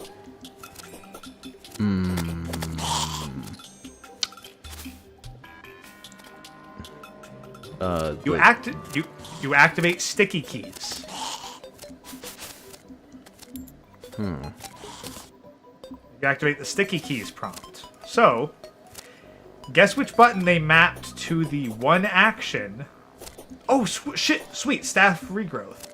So yeah, guess which button they mapped to the action of the spin attack, which you have to hold down to charge. The fucking shift button. The fucking shift key. And in the prospector fight, you need to unleash your spin attack in order to knock back his attacks. No, it wasn't even the prospector fight, it was Zerg, that's who it was. Like the elevator fight with Zerg. Prospector was the final boss that I never got to reach. So, yeah, I couldn't beat Evil Emperor Zerg because every time I'd charge up to send his ping pong balls back at him, sticky keys would activate and force me out of the game. Yeah. Nah. That's bullshit. Yeah. But it was pretty fun because, like, you'd go to a different level and then there'd be a series of objectives you could achieve. Like, each one, right here, collect this many of this thing, go fight this boss, reach this difficult platform. And you didn't have to complete them all to beat each level. Mm-hmm.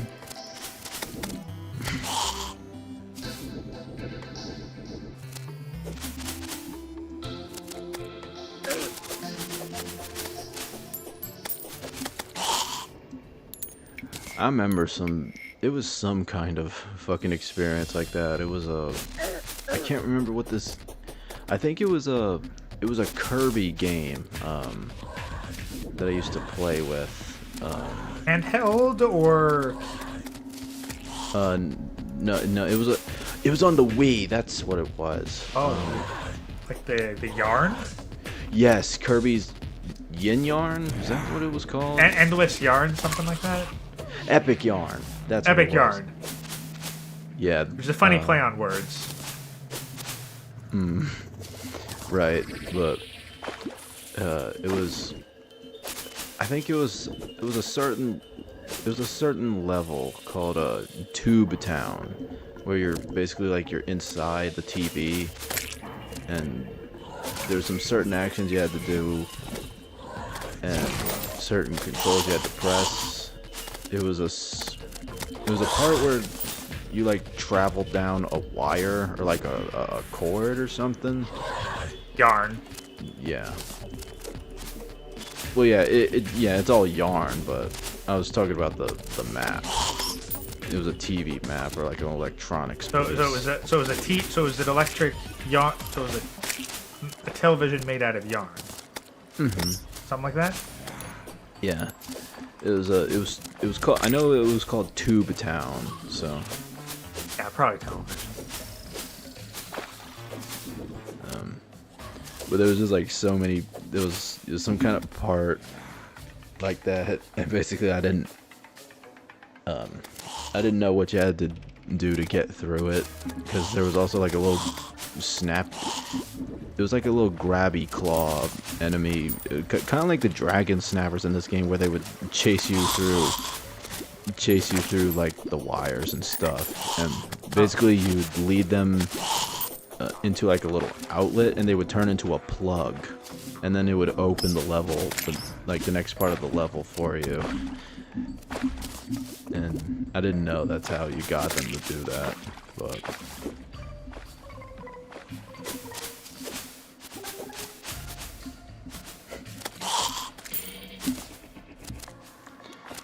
Well, jungle hunting has proven very fruitful. You get a lot of fruit from the trees or something? No, it means I got a lot of good shit, including a staff of regrowth. Ah.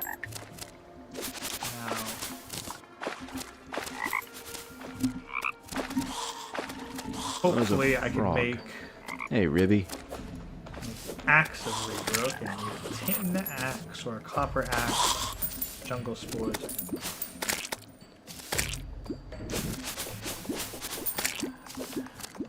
I miss old Ribby, but hope he's doing alright.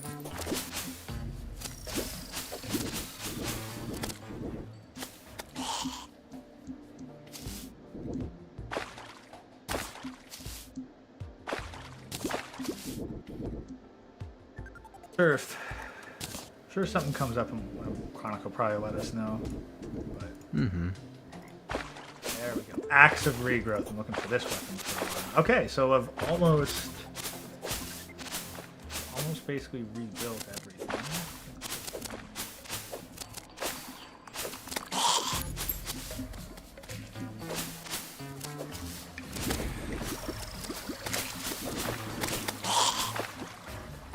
Try to put more accessories together.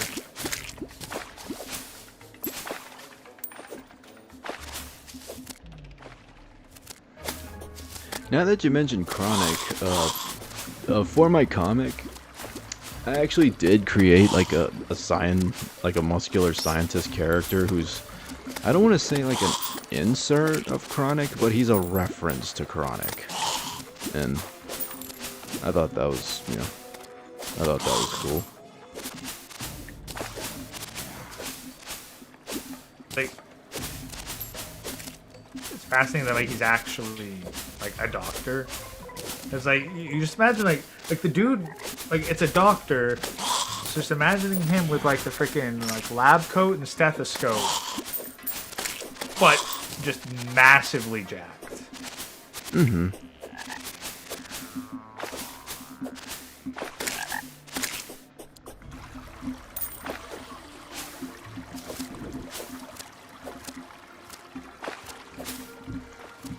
Like, I mean, here's the thing. I think it's reassuring for that, because if you think about it, you want your doctor to be able to, like, bodily lift you out of bed if need be. Mm-hmm. And that is, like, a, big thing of value. That's, like, why I've heard, like, male nurses are so valuable, or at least, male nurses that aren't complete soy boys. Okay, but that's the thing. Even a soy boy nurse is still going to be able to do the work of, like, 2 female nurses, so... Yeah. I think it's the same thing with vets, too, that, like, for some big dogs, they need 3 women, like, to lift a big dog, whereas, like, a male vet can do it, like, just on their own.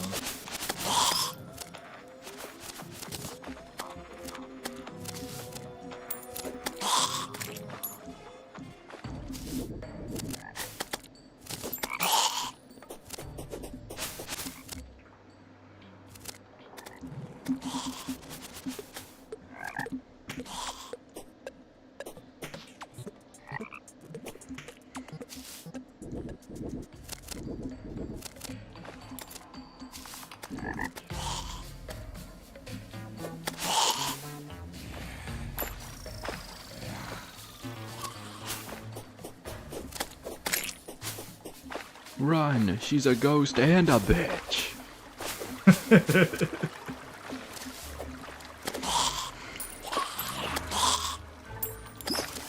Oh, the party girl's throwing the party.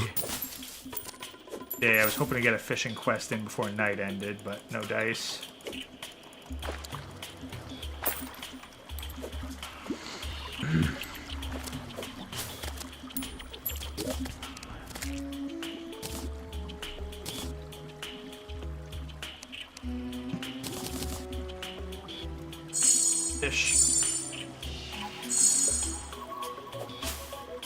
Actually, I'll pop over to Party Girl and get the slice of cake. Oh, we have a slice of cake. Well, yeah, but you have to place it down as an item, so it's good to have multiple slices of cake scattered around for the buff. Oh, I gotcha. It is true, because it does have a time limit on it, so... So it's like you basically want one, like, price scattered throughout the arena at every boss fight that you can manage. So, yeah, pop over to the Desert Pylon and get one if you can. True enough.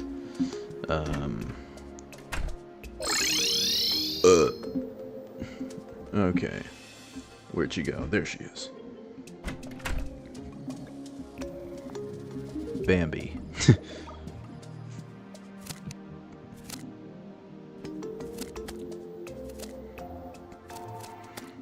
It doesn't look like I can buy it.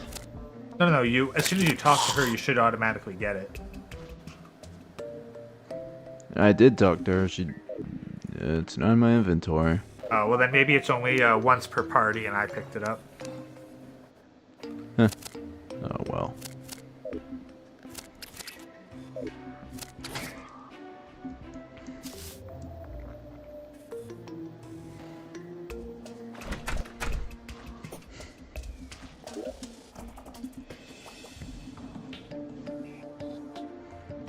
Okay.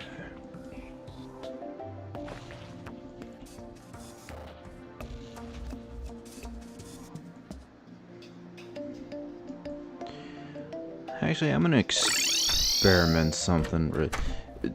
Oh, so with the shimmer, is there any? Are you able to like toss potions in it? As like maybe it like upgrades or warps the potion into something unique? Actually, I don't. Let me go look up all the shimmer tools. That actually reminds me, I do need to toss some stuff into the shimmer that I hadn't thought about. I need like a heart crystal and a mana crystal. You got to toss one of each of those in. Yeah, make the vital crystal from the life crystal, and then I don't think potions get it quite. Yeah, I don't think potions upgrade. But let me see. What's the everything that's shown? Let's see. Life crystal, mana crystal, life fruit, any fruit, gold worm, pink pearl, spell tome, peddler's hat, rod of discord, contaminator, the bottomless water bucket, bottomless shimmer bucket, whoopee cushion, gas trap. oh, we do have a whoopee cushion. Yeah, that'll make a gas trap. You can make different. You can make shimmer arrows out of wooden or hellfire arrows.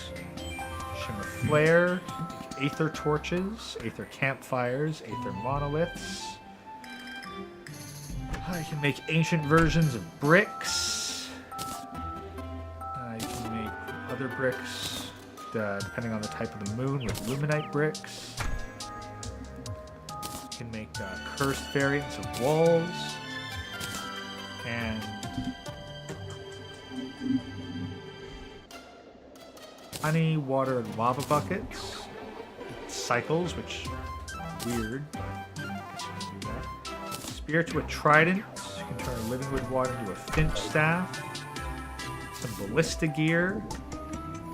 Couple traps you can swap around, mining equipment you can switch out, ancient variants of armor and back. You can turn keys into chests. You can downgrade crates.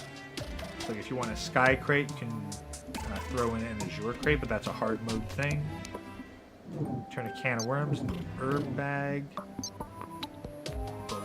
Pufferfish into a shiny red balloon, Pharaoh's mask into a sandstorm bottle. Lava charm can be turned into a magma stone, and magma stone into lava charm. Adhesive bandage and bezoars can be swapped around. Let's see what it takes to make those. Star can be made into a megaphone and vice versa.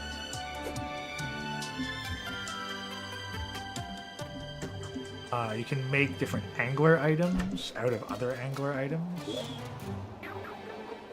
Nice. Sweet. Turn any variant of wood into regular wood.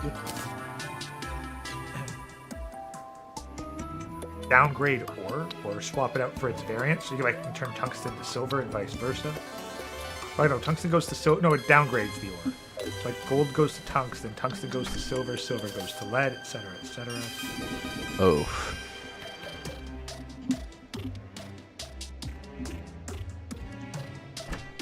Pull animals into their jewels, to their jewel counterparts. And you can turn a zombie arm into a whoopee cushion. Wow. Yeah. No potions. Quite a few things. So yeah, quite a few things you can do, but yeah, nothing to do specifically with potions. Huh.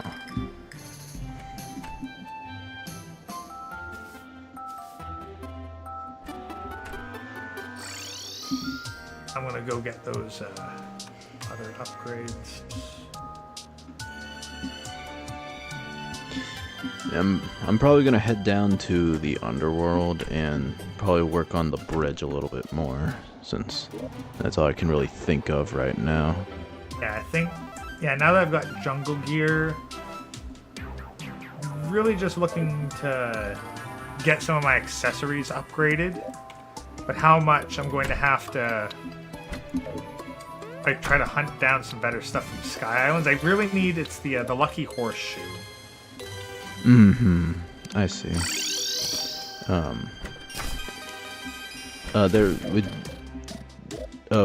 There is a mythical flower of fire in this chest, and that's a powerful. No, I've got the Flame Lash, which is far better. Flame Lash and Aqua Scepter are about all I need for magic items. Okay. And you're maxed out on magic, right? Yeah, totally maxed out now. What is that, like 220 or something? Oh no, with all my jungle gear and whatnot, I'm at 320. Ah.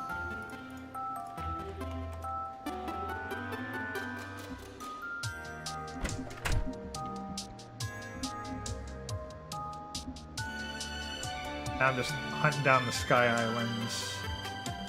I don't really want to have to fish forever to get the horseshoe, but Yeah. like not having infinite fall damage, not having fall damage negation is pretty bad. Mm-hmm. I wonder if they have parachutes in this game. The balloon is kind of fall into that category. Well, Umbrella does that too. Yeah, I did find an undiscovered Sky Island, but it just had another Star Fury. But at least there are extra Sky Islands, at least, so we don't have to give up hope just yet. Alright, sounds good. Yeah. Yeah, I'm just taking the elevator right now. I'm just gonna start bridge building some more.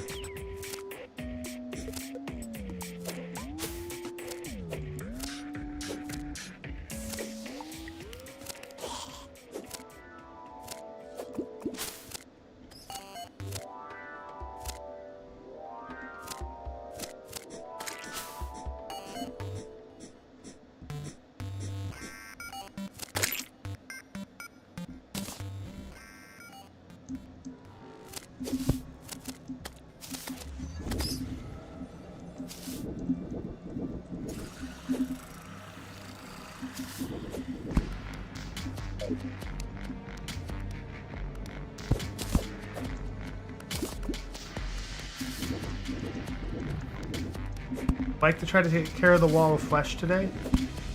Hmm? Would you want to try to take care of Wall of Flesh today if possible? Yeah, I guess. I mean, we're not on Master Mode or anything, so we can probably take it. Right.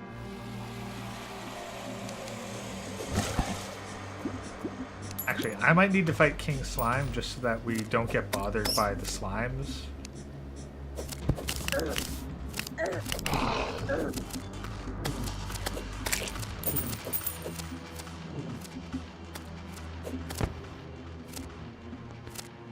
Lava slimes cause a lot of problems, and I would need a lava. Oh, that's the thing. I need so many. There's so many items that you need. It's like just like a constant check. Click. Shit. No, I say again, you were fading out. Deal with hell in general. Mm-hmm. Yeah. Yeah, Sorry, just for kind of like my train safekeeping. of thought made sense. Yeah, just for safekeeping. We'll deal with Wall of Flesh some other time.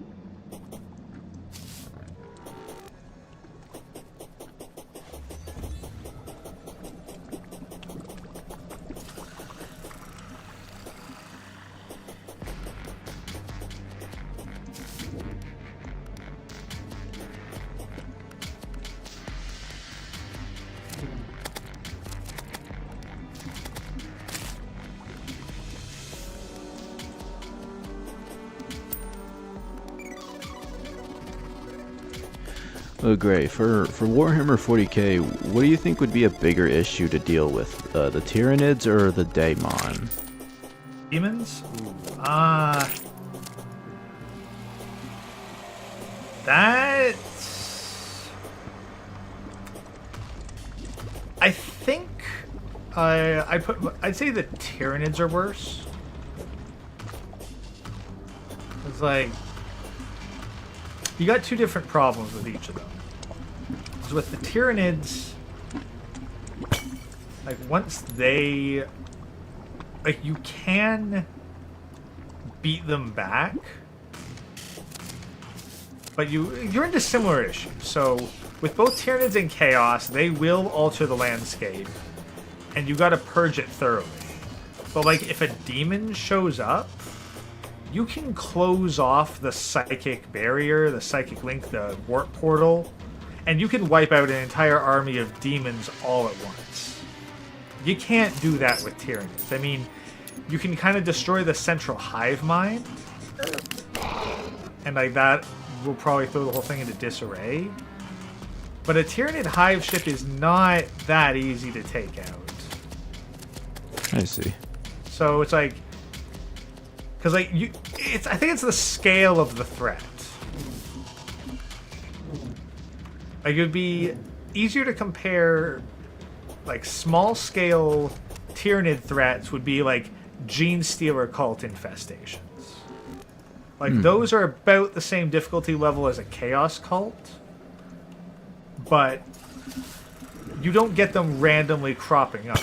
Gene Stealers, like they have to be brought into the territory. You can wipe out a Gene Stealer cult and then like, well, so long as no more Gene Stealer hybrids get in via ships, like we can deal with this. Chaos cults can spontaneously appear. So they're a bit more troublesome in that sense that they constantly need to be rooted out. As for a Chaos versus Tyranid invasion, Yeah, like it's like let's say for this circumstance, a planetary invasion. You know, that... demon versus Tyranids. Alright, so we're assuming both have like ships in orbit for this. Well, both will cause massive psychic interference. The Tyranids will absolutely shut down communications, so it's a lot harder to get an SOS out in the case of a Tyranid invasion. Then there's, like, if you get a Chaos invasion and you fight it off, like, let me put it this way. You have had multiple worlds fight off Chaos invasions.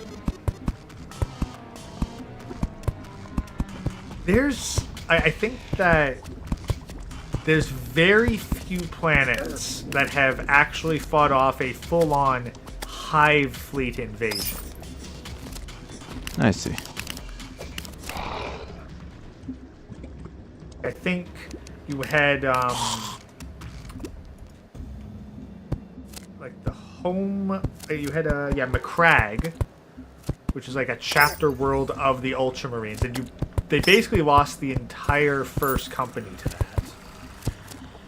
Damn. Like so, they basically.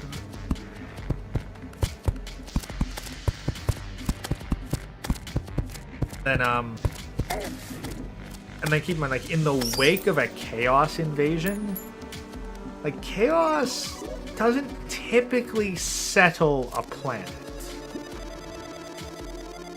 Tyranids have only settled, to the best of my knowledge, one, maybe a small handful of planets in the same system, but by and large, they just turn it into a rock and move on.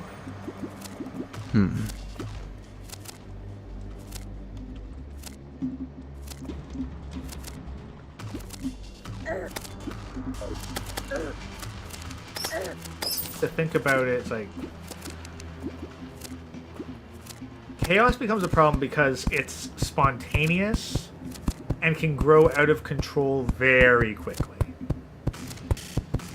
Tyranids, like, they can be culled, but a Gene Stealer cult isn't the problem. It's all, like, I mean, it's a problem, but it's not the problem. The Hive Fleet is the problem. I see. It's like the Gene Stealer cult basically just rings the dinner bell for the Hive Fleet. So it gives them, like, hey, here's a target planet. We'll take out the defenses. Like, you just show up, and we'll hand you this planet on a silver platter, or at the very least, we'll make it easier for you to take it over.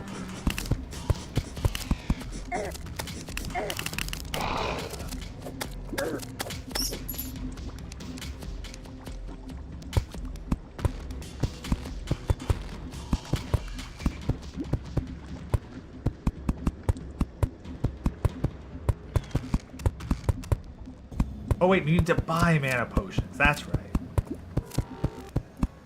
Yeah, you buy lesser mana potions.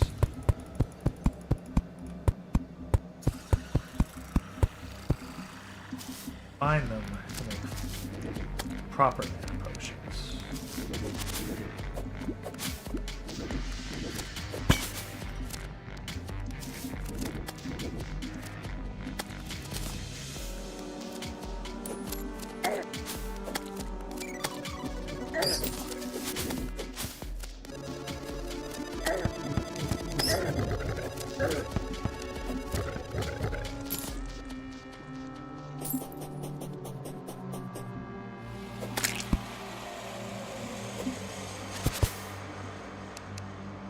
Oh yeah, there they are, mana potions.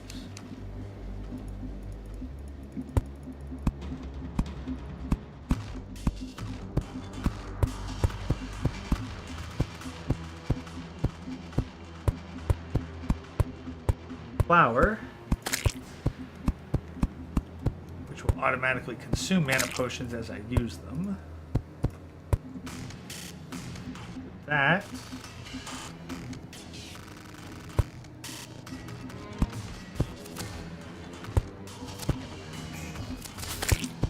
Celestial Magnet for that.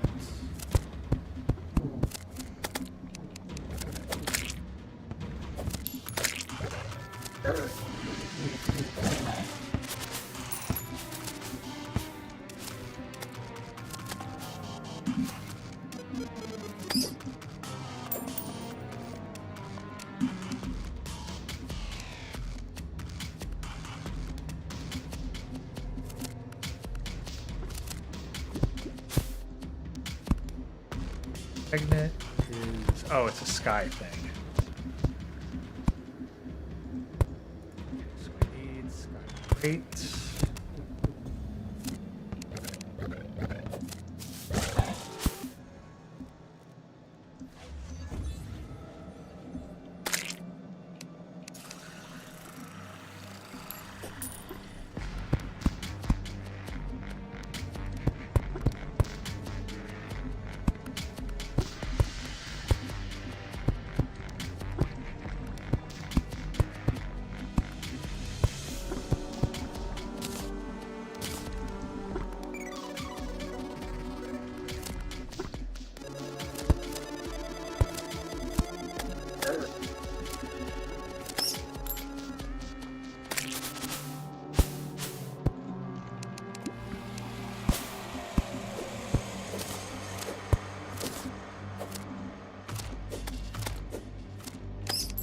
Buy fishing power to get better crates. If I use a crate potion, the odds go from 1 in 10 to 1 in 10.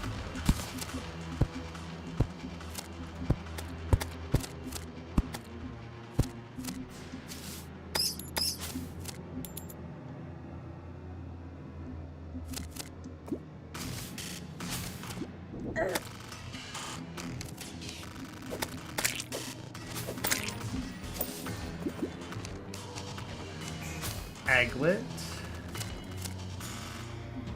I can get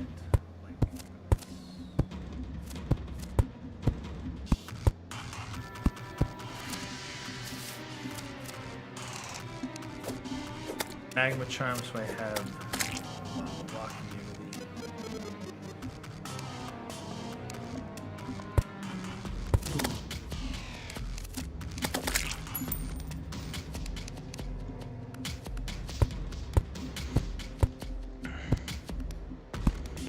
Essentially, the reason I had asked you about it's like what's worse, Tyranids or demons in 40k is, I guess mainly for my comic, it's I kind of have an equivalent to the Tyranids in a way, but it's not just the Tyranids they're based on. It's there's stuff like the Covenant and the Flood, or the Swarm from Gears of War as well. The Locust, yeah.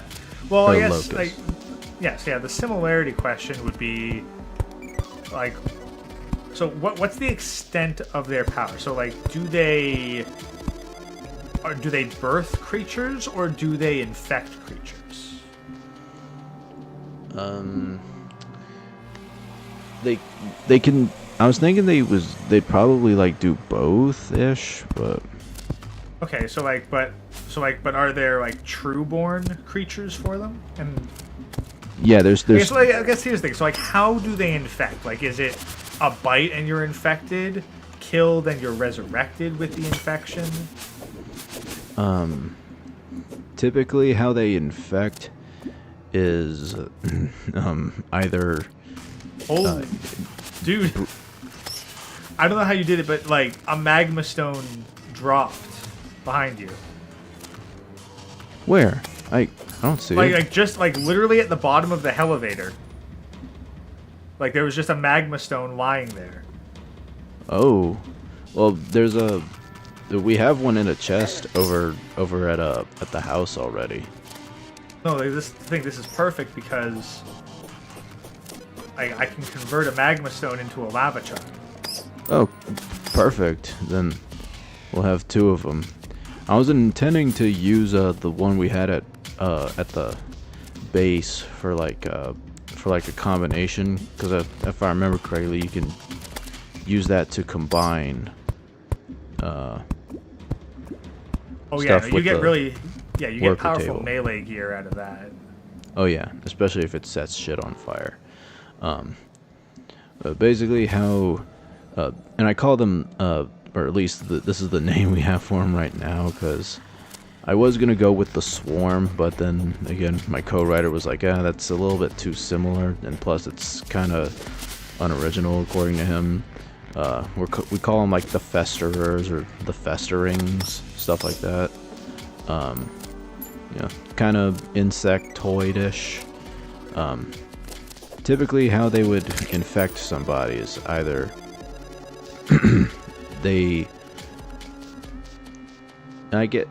by bite, or violent interbreeding, just to say that. I guess you could say sort of face hugger style a little bit from Alien. Okay.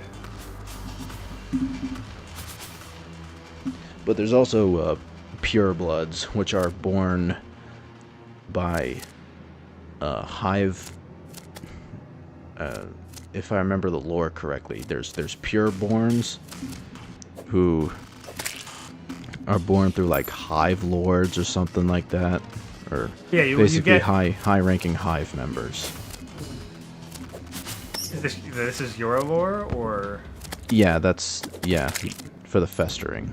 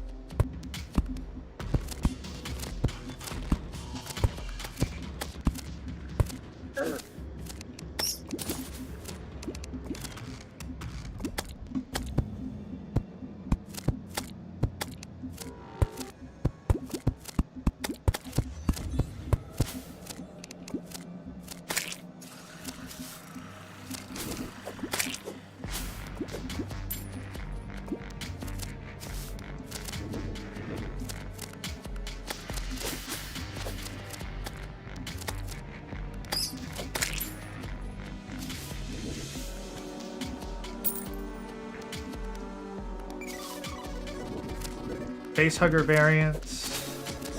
What do they do in terms of... Oh, shit. Voodoo. Don't want voodoo. Out. Yeah. I mean, it was in a relatively safe spot, but it's just better to not bother with voodoo demons. Yeah.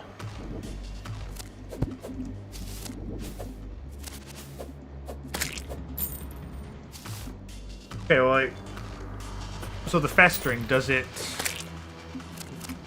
Like, does it alter a planet in any way? Like, does it infect a planet?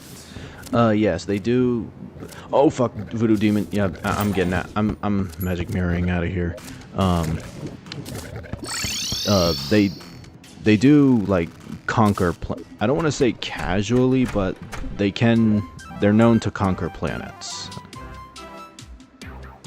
and infect planets and kind of like change the landscape, kind of turn it into like almost like a giant fucking hornet nest in a way. Okay, so when they cover enough ground. Do they infect corpses? They will.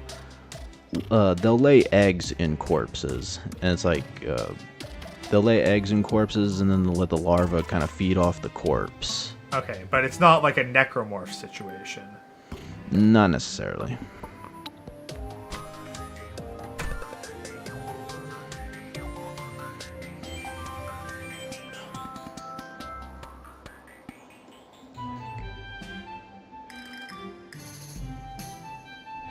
I'm gonna go get some more hellstone. We're kind of low. Alright. Get some more of that silt so I can make the iridescent bricks that I like.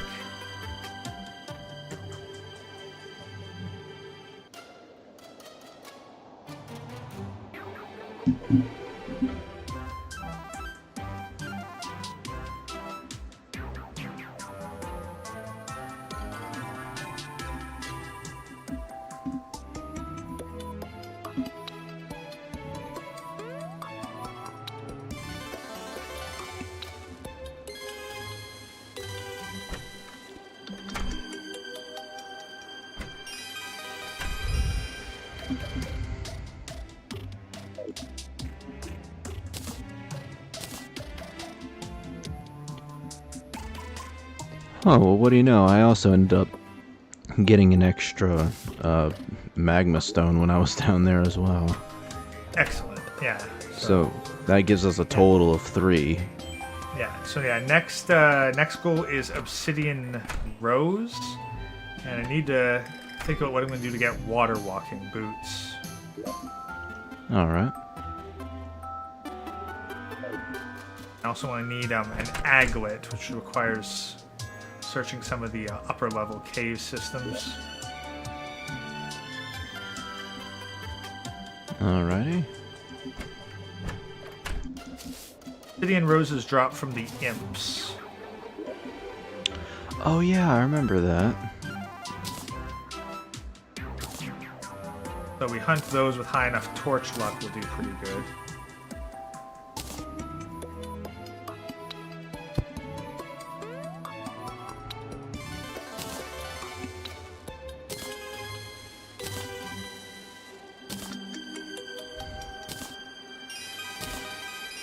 Now that I think about it, it's like for Warhammer 40k, the demons and the Tyranids, it's kind of like comparing Hell and the Underworld and the Crimson a little bit. To a certain extent, yeah. Like Crimson is very Tyranid based.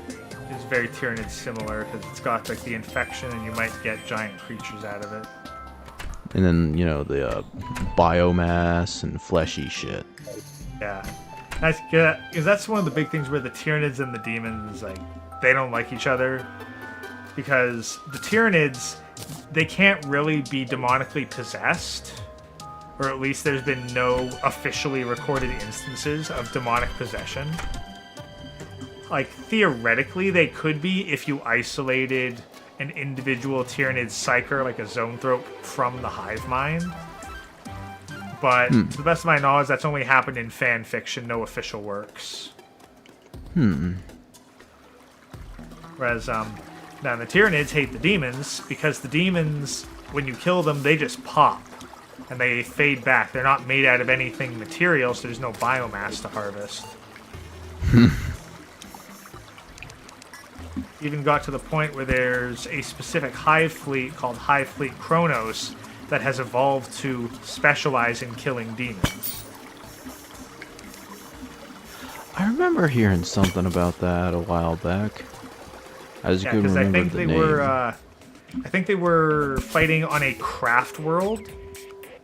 Like, they were trying to kill the Eldar, but the Eldar like had to deal with a demonic incursion more or less at the same time. And so you had Tyranids and Chaos basically fighting over the Eldar.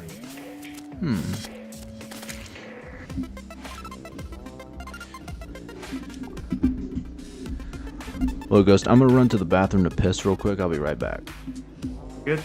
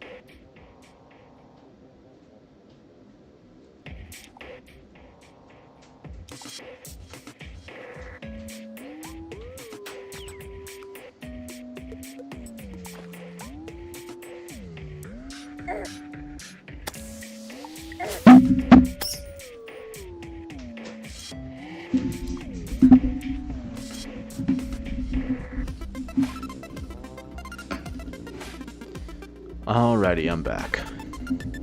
Back. So advantage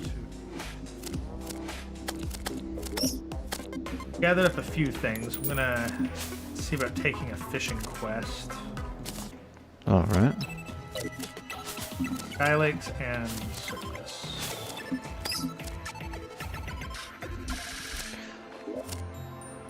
Oh crap, I should have taken an obsidian potion with me. I'm gonna grab that. Or should I? Yeah, I know. Take an obsidian potion. You don't want to mess around with falling in lava. Alright.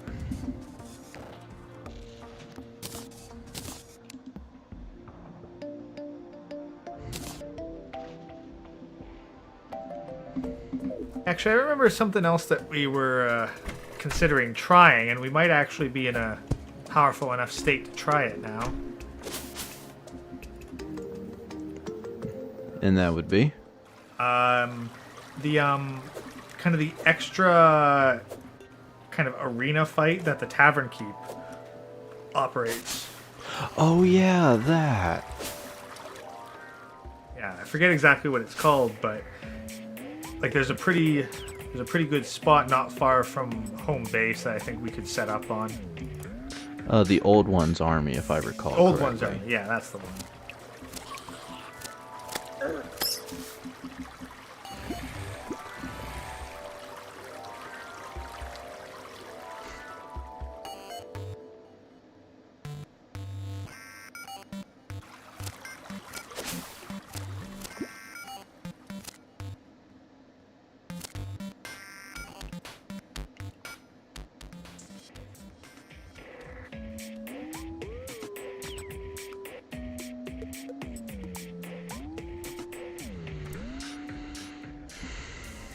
Yeah,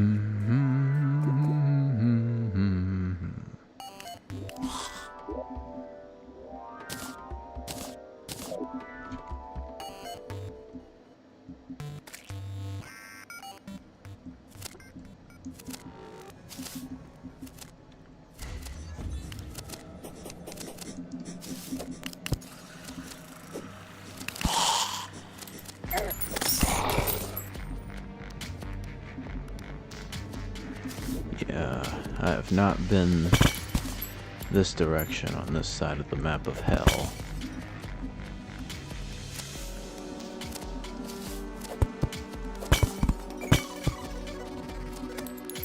Oh, yes. Yes. It was one of those pots that I smashed in the underworld, and the little portal that pops out a bunch of gold came out.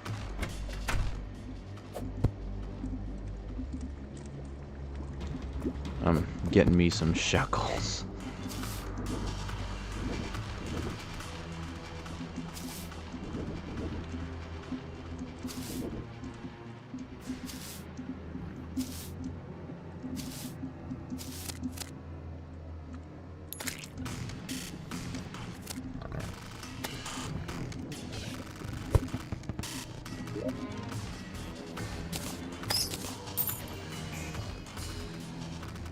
There we go. I got the fallen starfish.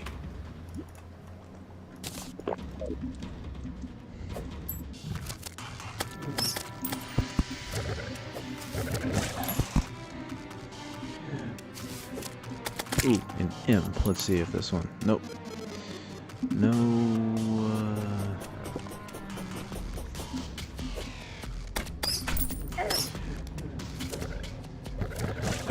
Grego, so what would you consider your, like, I guess one of your funniest high school stories, if you have any? Oh.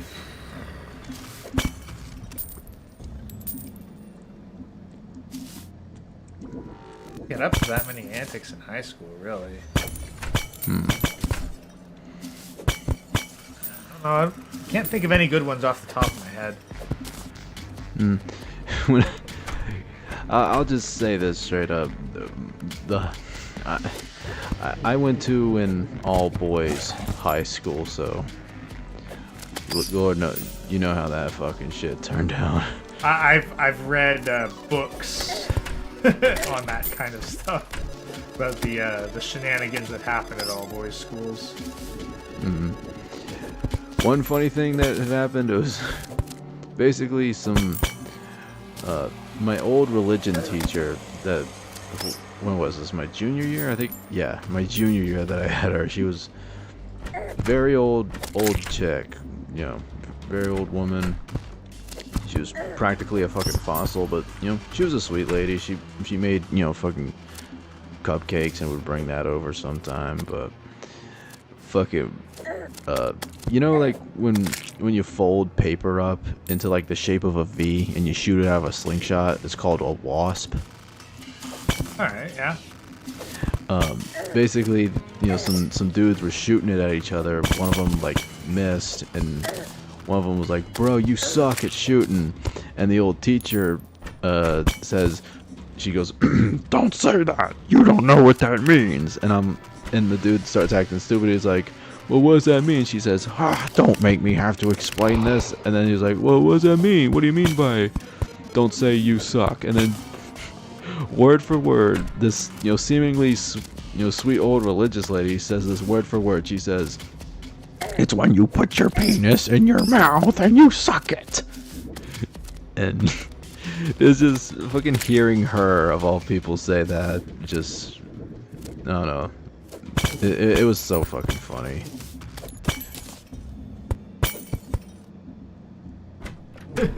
Jesus. And then he was like, the dude who was teasing her, he was like, "Wait, if I put my penis in my mouth and if I suck it, damn, I must have a big dick then." I mean, he's not wrong. Yeah. Like, I think there's There's this one Bill Hicks skit where so he's up on stage and he says like, ladies, you should be thankful that guys can't suck their own dick. Every guy's leaned over at least once in their life to see if he could. But you better be thankful that he can't, because otherwise you'd be alone here looking at an empty stage.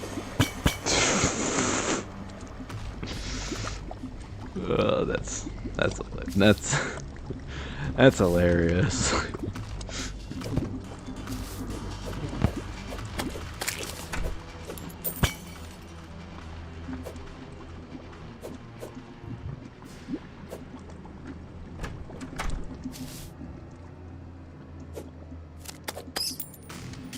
Put the seeds in a separate chest from all the other potion ingredients. They're just taking up too much space.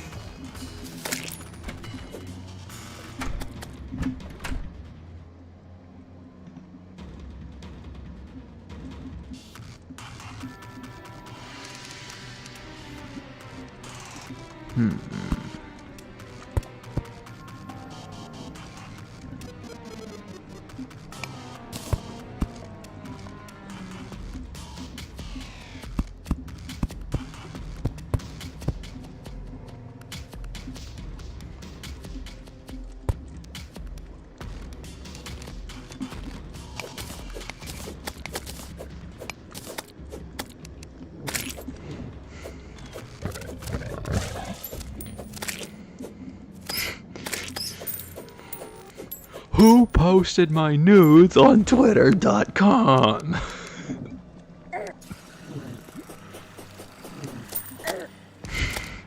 That can get pretty dark depending on who's asking. Yeah, true enough. Just wait till fucking, I don't know, Chris or Avalone or some shit, just... Or better yet, because back in the day when Chronic took down Jack Murphy, he was comparing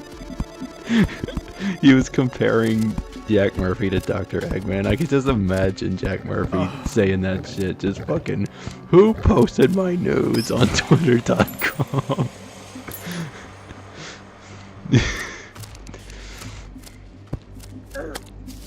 And the answer is The Warband. You did, Jack. Shh, guys. Oh, Jack Murphy posted Jack Murphy's nudes on Twitter.com. That's true.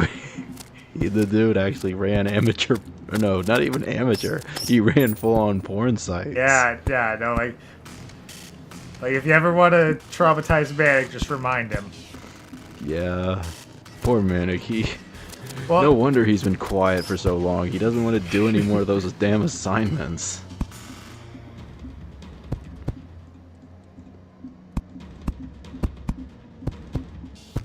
Alright.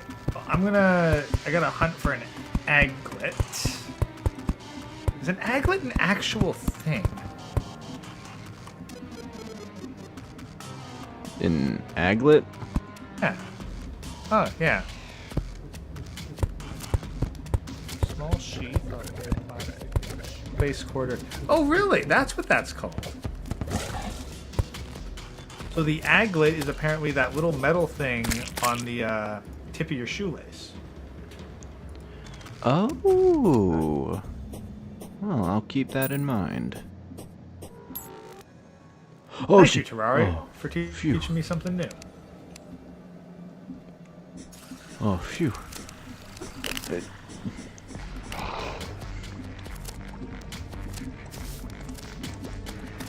Mining potions and Spelunky potions.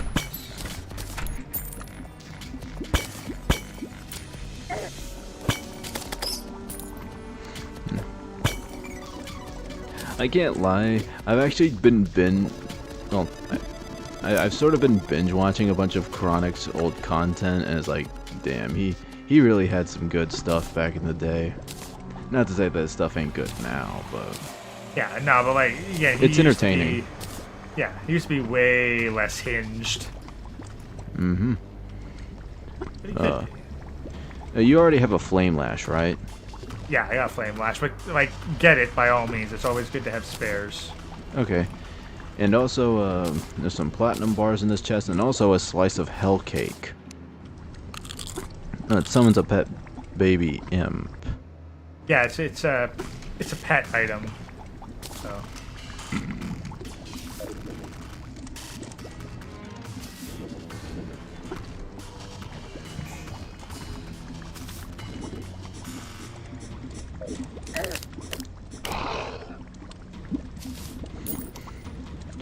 But recently I watched his fucking, I guess, debate with the John Anthony lifestyle, and yeah, Chronic grilled the fuck out of him. Oh boy, yeah. Now it's almost a shame. He got too powerful, and now everyone's scared to fight him. Yeah, well, I'd say it is a know shame. better. They're like, hey, don't. It's like, don't even bother. You will lose. You'll lose, and you will lose your career. Yeah. Like, there are very few metrics that like Chronic doesn't have going for him, especially compared to pickup artists. Because like, what would they say? Like maybe they have a higher body count than Chronic. Maybe. Well, it's not like Chronic's got a fucking tiny body count. Yeah. Like money, like they might be able to flex on some money, but like it's all off of a YouTube grift. Yeah. Like And then Chronic's it's like, got an actual valuable career with increased prospects. yeah. Like, what are you gonna respect? A fucking doctor that is actively treating cancer patients, or a guy who made his money, or like Andrew Tate, basically. You know, like fucking webcamming. Mm-hmm. I can't lie, when I first came across Chronic and when he was going off on all the medical stuff, at first I was thinking, okay, I was like, okay, he's just meh. At first I kind of thought he was bullshitting, saying it's like, oh, he's a full-on doctor. It's like, maybe he knows some, interesting facts, but when he started using some medical terms that I know about, my mother taught it to me, and I was like, oh, damn, he actually does know what he's talking about then. That's the thing, is like I've done some university biology, and it's like I know what he's talking about, and he's talking about shit that goes way over my head. So Yeah. like it's one thing to talk bullshit bio to someone who doesn't, to someone whose biology education ended in high school, but when you're confusing the shit out of people who've actually had some university background, it's like, okay, no, this guy knows his shit. Yeah.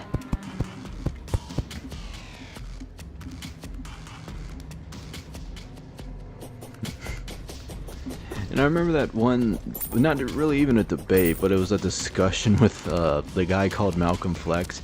It reminds me so much. I mean, Malcolm Flex ended up being a friendly, but it reminds me of fucking Puss in Boots at the end, where he's just like, I came for an arrogant little legend who thought he was immortal. But Chronic's version is like, I came here for an arrogant little grifter who thought he was an alpha. But I don't see him anymore. Yeah, even Chad said the exact same thing. Because we were all like, aw, dude, why'd you have to be a decent fucking person? Now we can't even, like, roast you seriously or, like, keep you as an in-joke or a meme because you're just an okay guy. Yeah. Like, we can't work with that here. We needed you to be an asshole. We needed you to be, like, some actual grifter motherfucker who thought he had the secret sauce.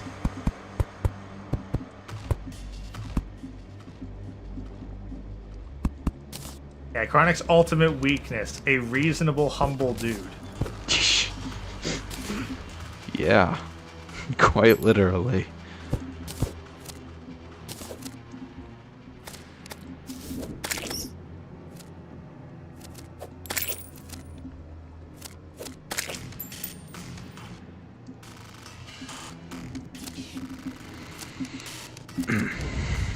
Reasonable, humble dude who can take a joke. Yep.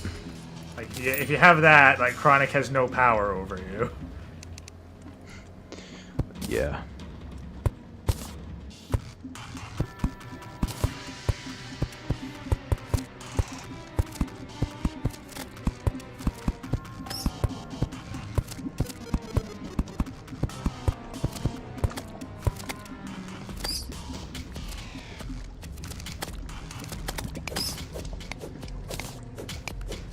Damn. 350 Hellbats. Yeah.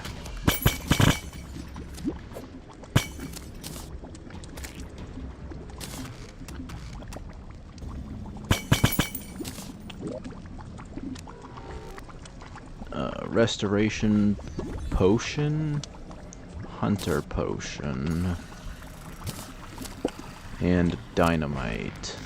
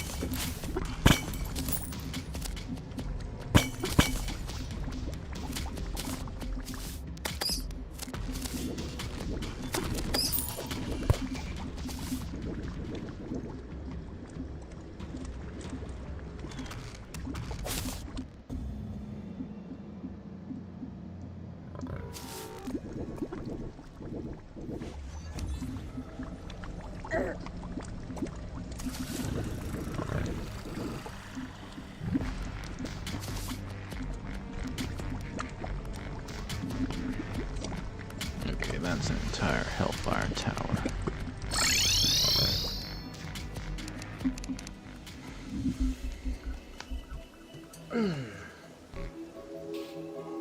Oof.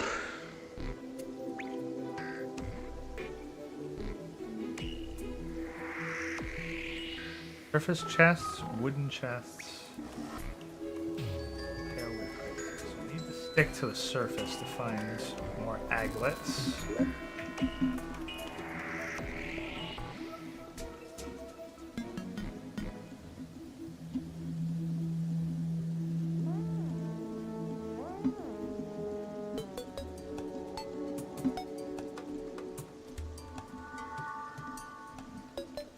Shit, I just realized something. I've never explored to the other side of the fucking world past the dungeon. Yeah, guess we didn't. It'd just be like probably a little bit of surface and then ocean, I imagine. Oh, well, yeah.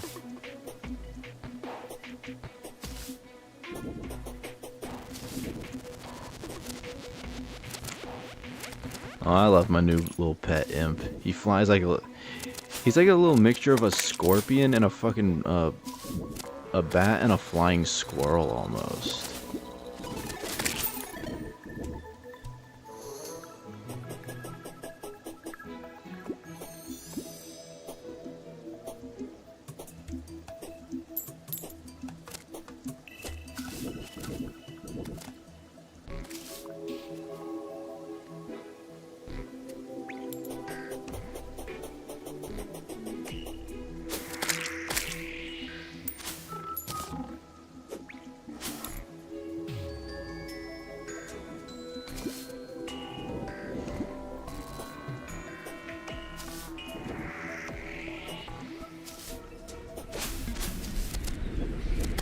Oh god, blizzard.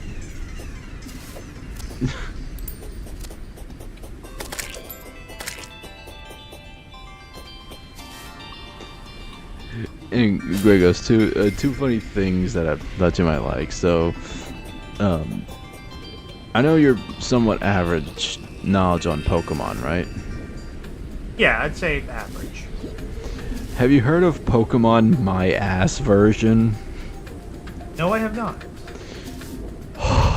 It is like the funniest bootleg Pokemon game you might ever fucking see.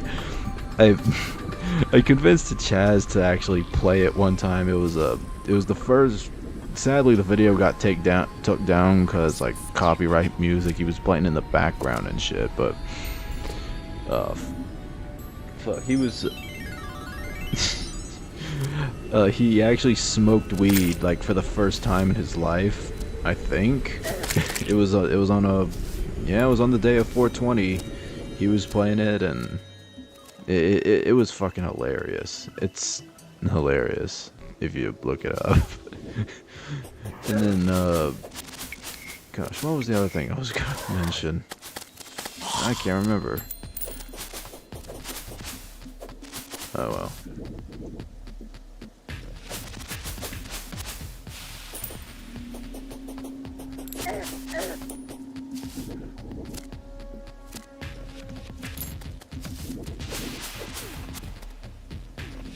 Well, fisherman wants me to find where he wants me to fish in honey for a bit. Find a bee fish. We did defeat. Did we defeat Queen Bee or no? Yeah, we fought Queen Bee in one. Okay, yeah. I just need to find where it is because all my map data disappeared, so I gotta. Yeah, you're gonna want to go down, but keep going down the hole you're going down right now. Yeah, keep going down that hole. Going down here? Yeah, I'm gonna lead you on the map, cause. Yeah. All right. Yeah, go down the living tree, and go down that big deep chasm, down to the next tree. Yeah, and then you're gonna keep going to the left. Past the tree? Yes.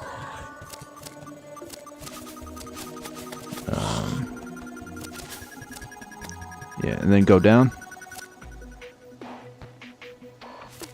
There's gonna be a third living tree. You're gonna go down there. Kind of keep venturing left.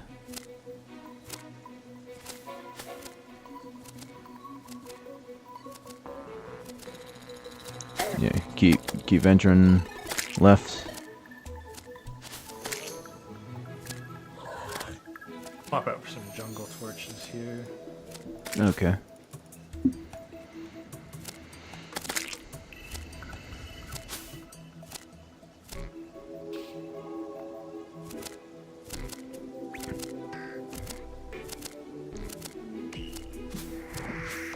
Yeah. Keep going up that way. You're getting close to the battle arena. Yeah, yeah. Now I see where you're at. And then the honey, the hive should be right to your left. Right there. All right, yeah. What's this?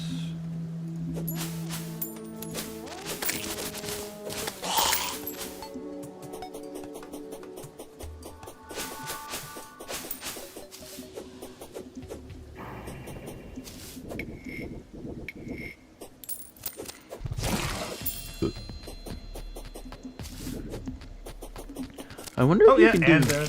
and there. Honeyfin, first fish. There you go. I wonder if you can do, can you fish in the Crimson Corruption biomes or nah? Yep. Oh, it's a different one I need. Oh, boy. Fucking hell. Okay, I'll deal with this. They shouldn't be able to get inside, I don't think. We got so many buffs surrounding our home base. If anything, this is a good opportunity to harvest more deathweed. Right.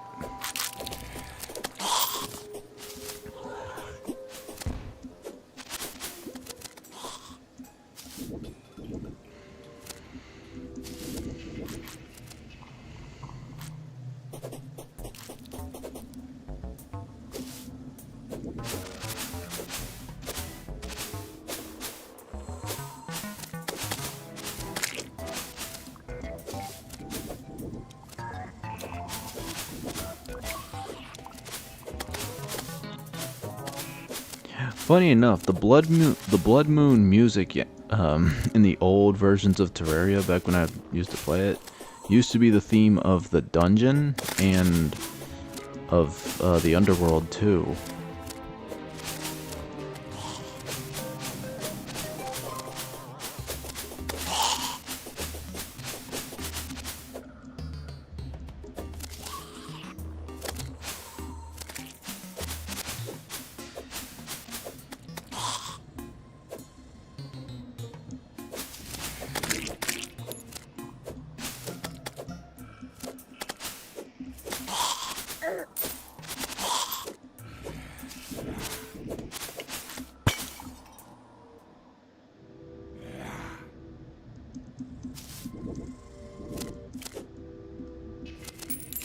I'm gonna blood moon whenever we want, so probably just head back to the jungle and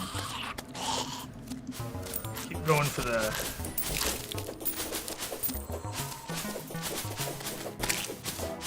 Of course, the forgot every time the zoologist turns into a werewolf every time. Oh, she does? Yeah, she goes full. Yeah, she goes full furry on full moons and blood moons. Oh, so that's why she had the fucking ears. Yeah, she is actually a werewolf. Huh. It's actually a good way to see. Oh, hey, is the deathweed in bloom? Is the is the zoologist in full furry mode? Like her dialogue even changes as well too. So, but yeah, she got bitten by a werewolf when she was younger. If you talk to her a bit, so.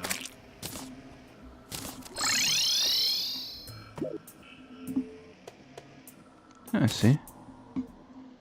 Gotta make a proper passageway to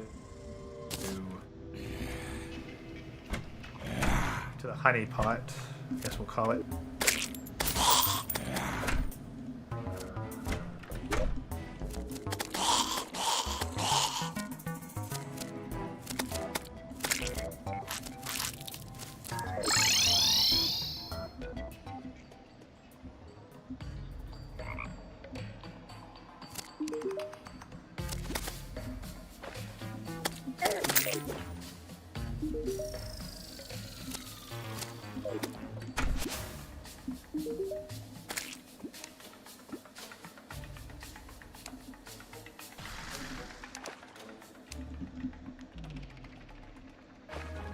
I wonder if there's anything that the zoologist sells on.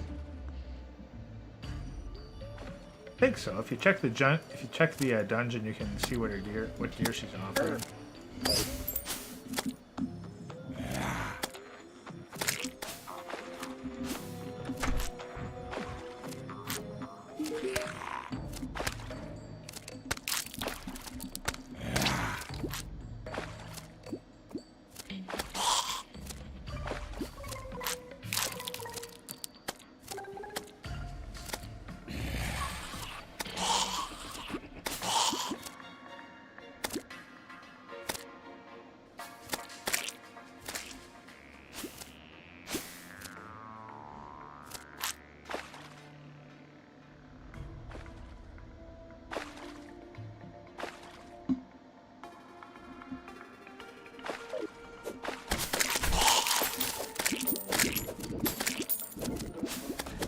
Here, this should be either because it's the blood moon. Is it not letting me fish because it's the blood moon now? Uh-oh.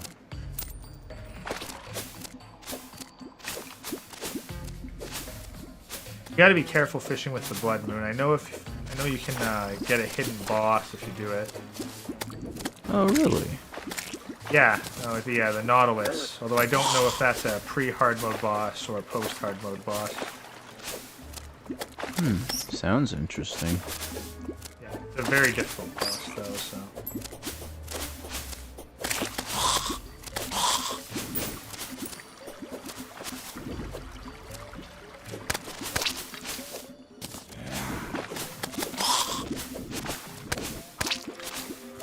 Brown flame lashes.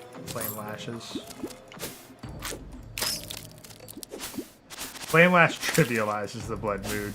It's almost like, give me some water candles, baby. Come on, let's make this hard. Boost the spawns.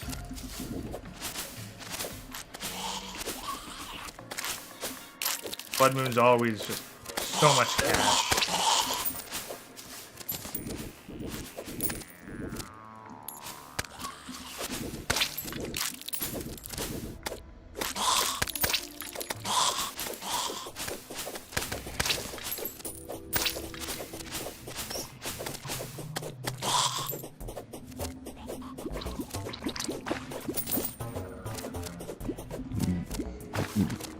Zombie, quit making those noises. You sound like you're sucking a dick.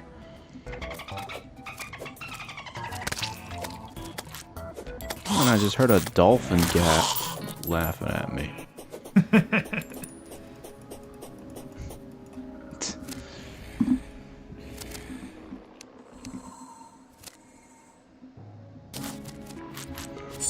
Why I like the full-on gear, because like I can basically spam Flame Lash, and I will almost never run out of mana.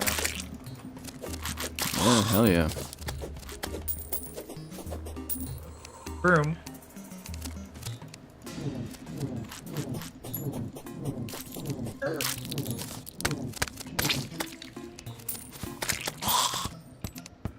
So it occurs to me that like if you kill the groom like 50 times, you'll actually get a flag specifically for him.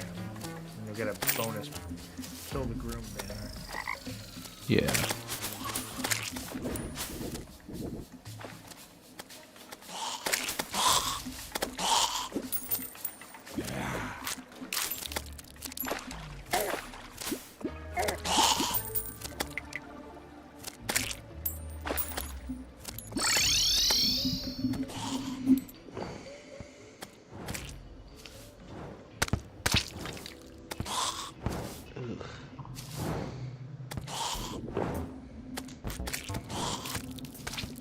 Alright, so apparently for the Old One's army, we need a bare minimum of 61 tiles on either side of the Eternia stand, but they'll spawn up to 120 tiles away. So ideally we'd want 241 tiles wide. I see. Oh, I found the bride. Oh yeah. Second spawn of red then. So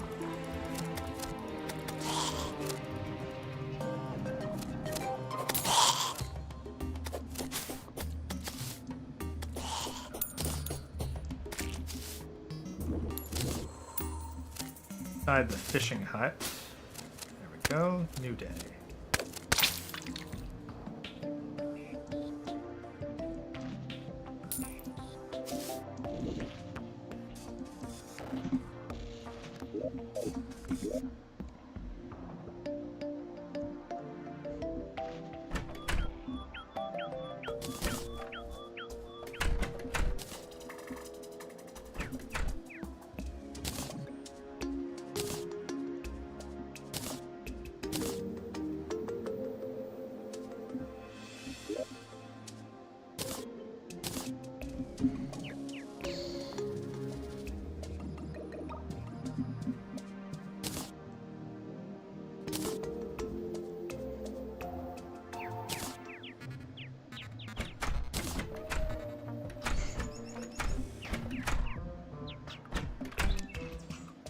Surface tundra, huh?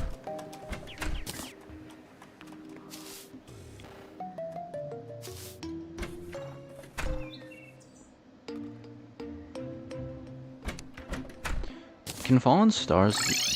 Those can be used for potions, right? Yeah. Yeah, fallen Okay. stars have a couple different material uses.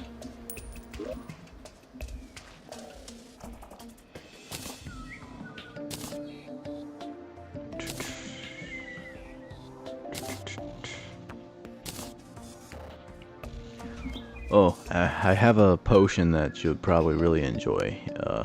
I think I found it in the underworld, but it was in my inventory when I found it. It's a mana regeneration potion.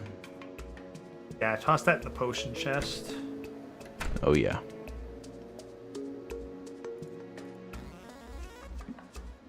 Rod not want to catch fish anymore? Oh, there we go. Just took a second.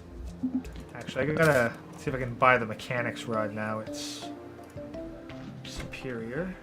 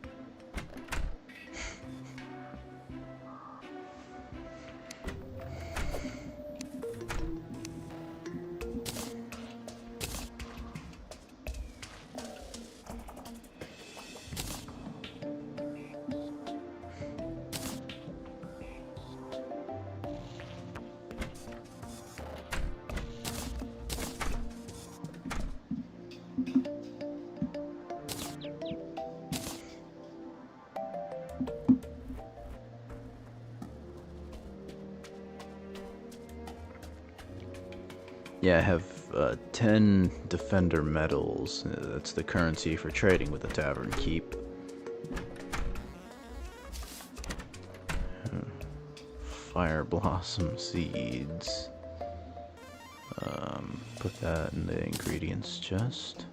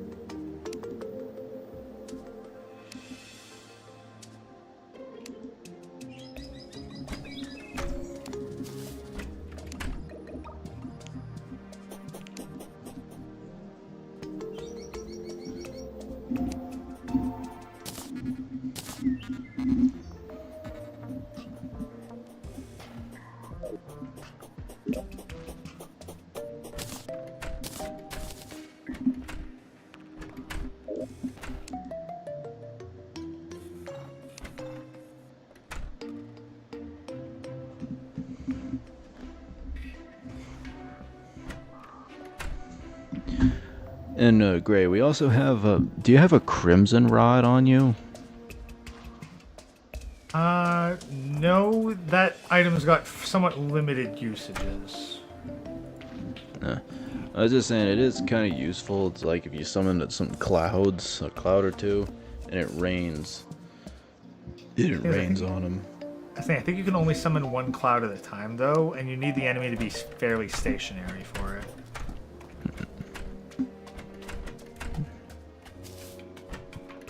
Maybe against the wall of flesh it would have some use, but it does have. It's very good against the destroyer. I do know that. yeah. The twins, it's also decent. Hang on to it for now. Yeah.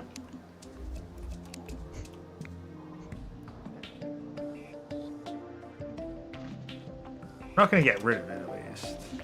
Yeah. Okay. That's good.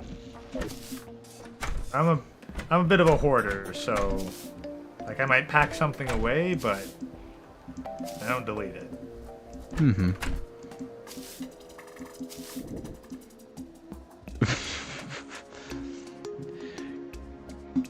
I don't know why this popped up in my head but just now, but some time ago, that was kind of recent. I remember someone saying that like Undead Chronic should debate someone like because it was in the basically the shark bread tube guy. It was called like Shark Zero or something. It was an old Chronic video where he was debating like some black bread tube guy.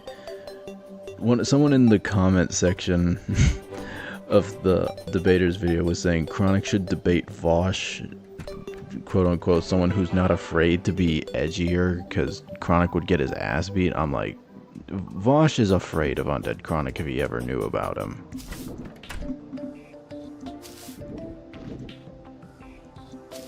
Bosch ain't gonna do shit. Like, I'm sorry. Like, Bosch gets roasted by fucking Pipkin Pippa, okay? Like, when Pipkin Pippa is the one kicking your ass, no, you are not in the same league as Chronic. Right. I just find it fucking laughable that people... that some fucker would think that. It's like... Yeah, like, they all think that their favorite guy is, like, the king shit. But... it's just... yeah, purely emotional thought. They have no idea what the heck they're actually dealing with.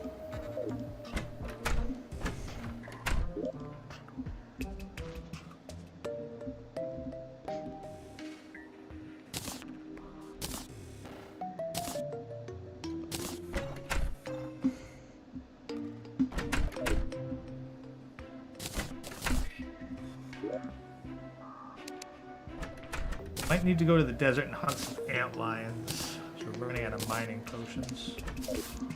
Okay. Yeah, I can go over down there into the tunnels and do that. Lots more of the potion ingredients. They just need a...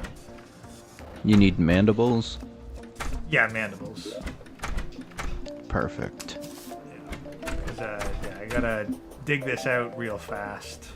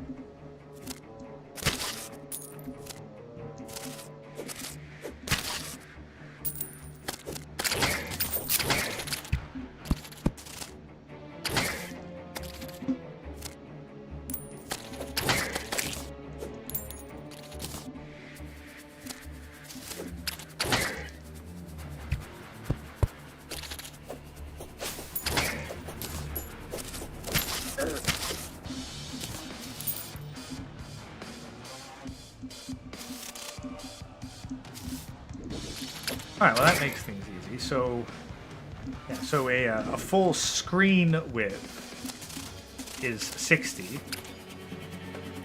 Like 60 on either is 121. So we're basically just looking for 2 full screen widths in order to get the maximum arena size.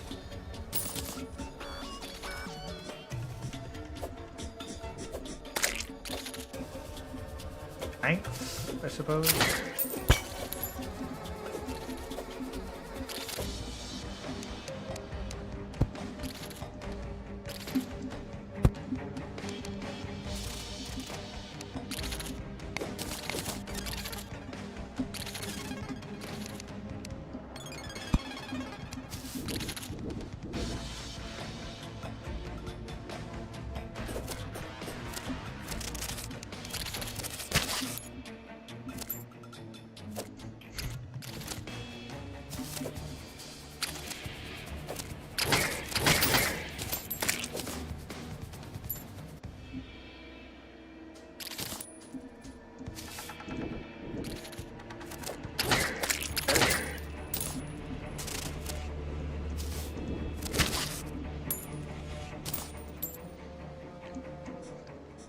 Oh yeah, I'm getting all the antlion mandibles up in here.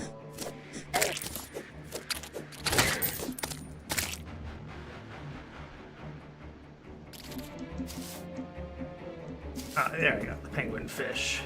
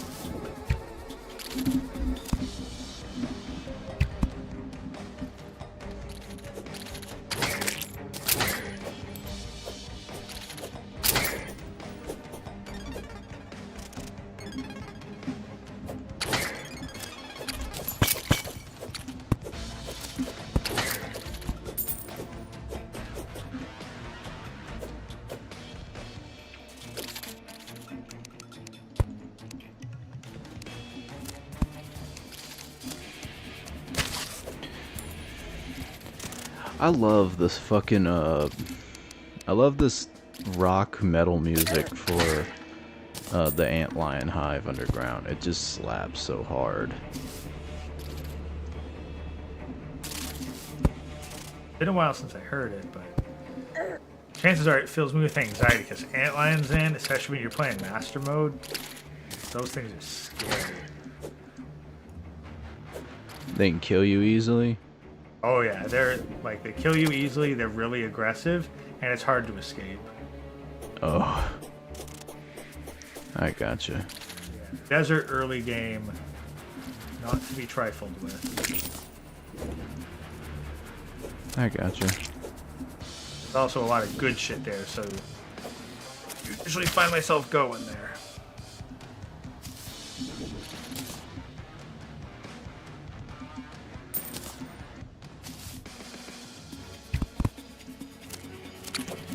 Yeah, if you manage to find a Bast statue while you're there, that'd be useful.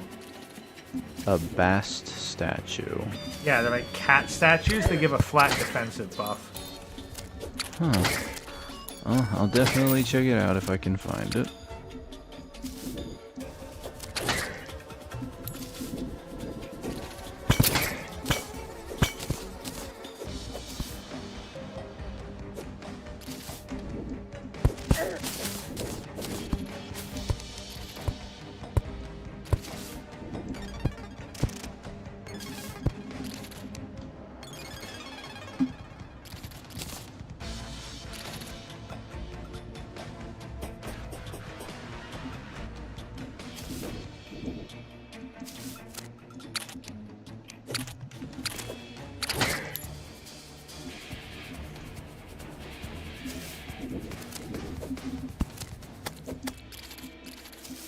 Style up this arena a bit? Like, do we want to have like a special brick for the bottom of it? Yeah, I'm fine with whatever. Don't matter to me. Alright.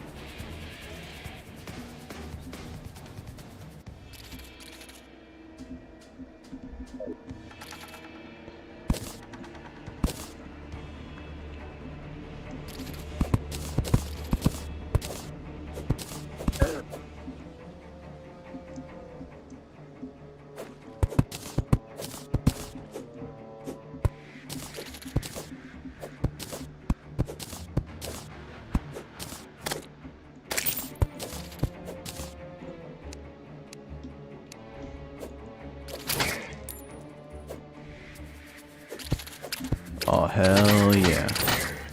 All y'all about to be mine.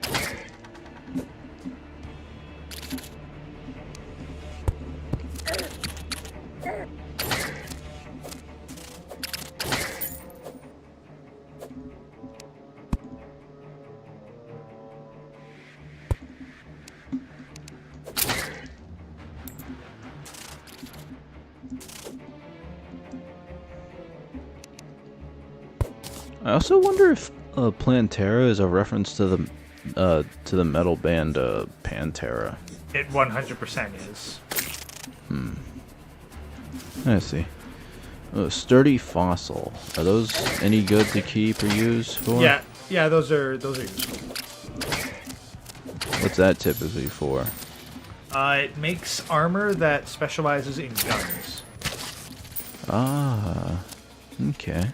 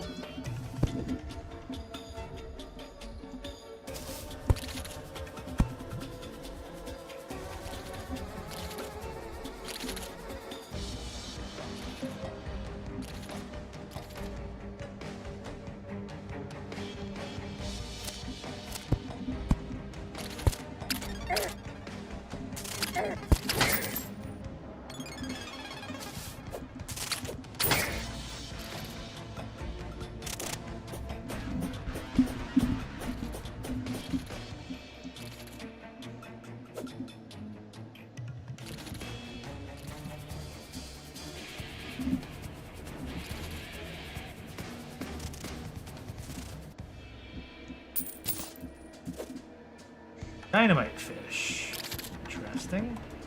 Oh yeah, dynamite fish, bomb. There's a bomb fish as well you can find in the caves. Yeah, I know. The thing is that the dynamite fish is a fish that you have to specifically fish for as a fisherman's quest. The bomb fish is legit just a random catch in the caves. I gotcha.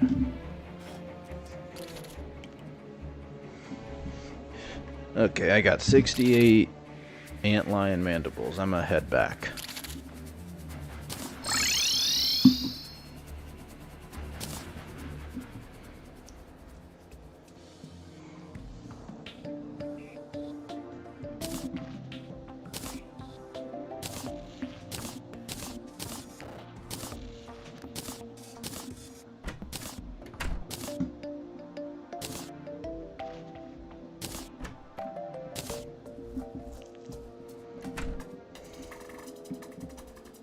Out of curiosity, how much gold do you have?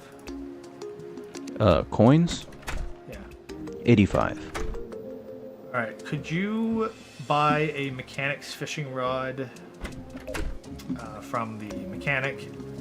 Sure. Sell it to... Just pass it to me. Yeah, sure thing.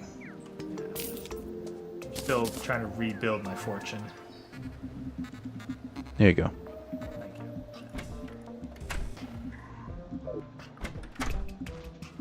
Flesh catcher has 22% fishing power. The mechanic's rod has 35. Oh. The mechanic's rod, I believe, is the best pre-hard mode rod you can get. Oh, I'll keep that in mind.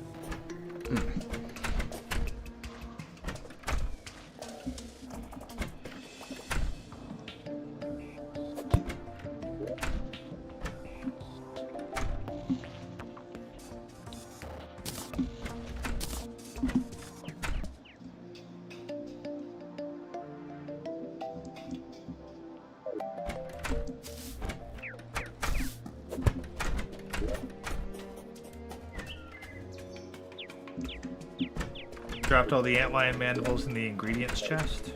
Yes. Actually, just relabel that.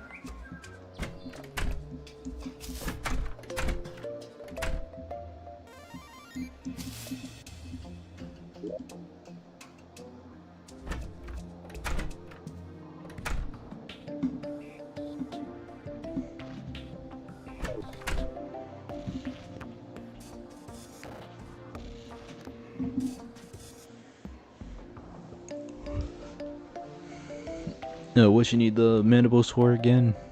Mining potions. Oh, okay.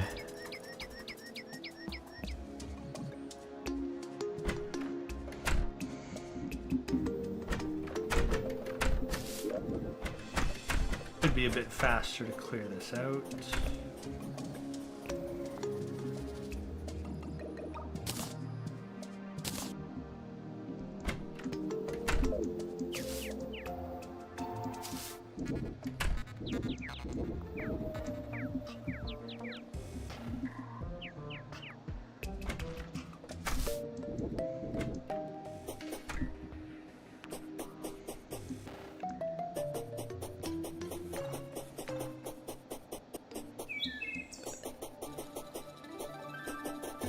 Clear a bit more this way. This is where we're fighting the old one's army.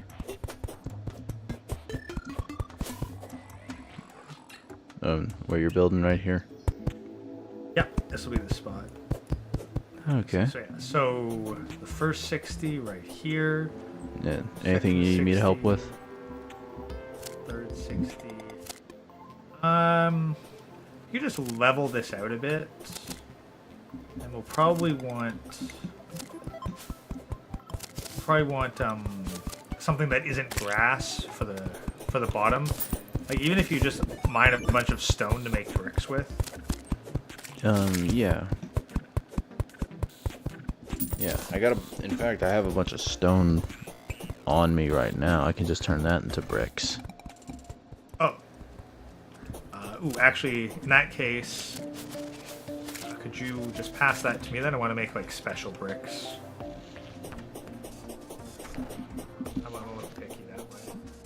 Just all my stone blocks. Just toss all the stone at me. There you go. Perfect.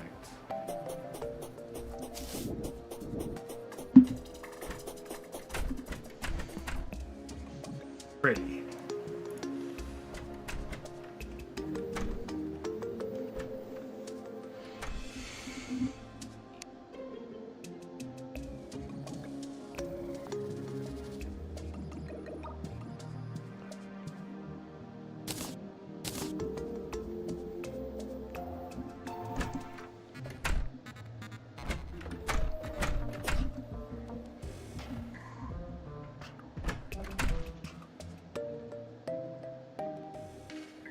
Look, Ghost, I got a dark joke for you.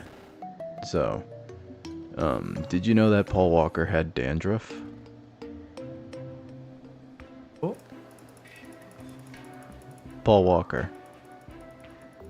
don't even really know Paul Walker, I'll admit. Oh, okay. I'm waiting for the punchline though. So. Well, I didn't either until I saw his head and shoulders in the glove compartment.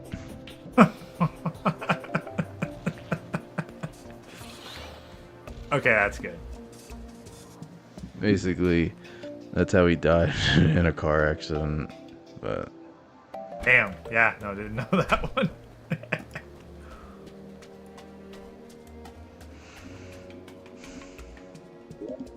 I'm splurging on this. I'm making the floor of this arena out of fucking platinum bricks. splurging indeed. But I just made 240 of them, so we'll know when we have the exact right arena size.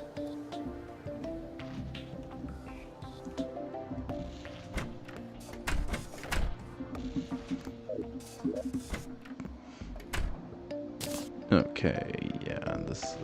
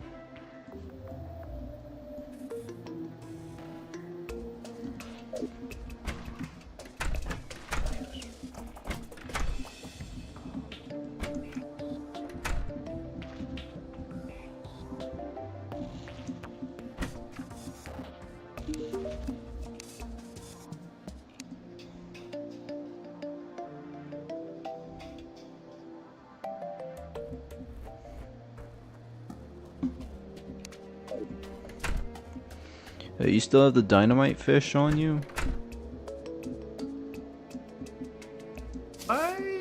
No, I think I cashed it in. Because that's what the fisherman guy was saying, that for a quest. I mean, maybe we can do 2 quests. Did I pick it up?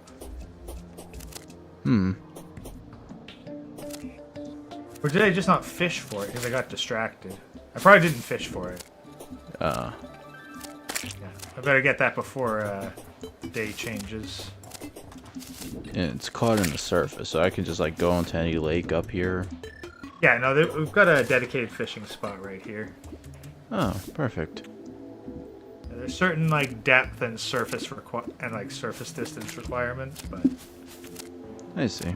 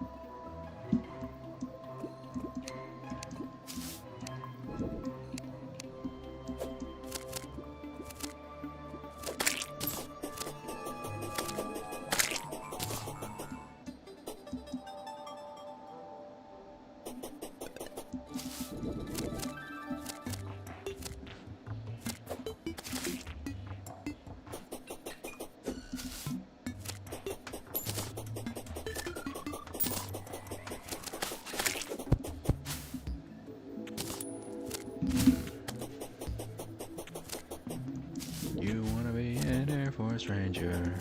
You wanna live a life of danger.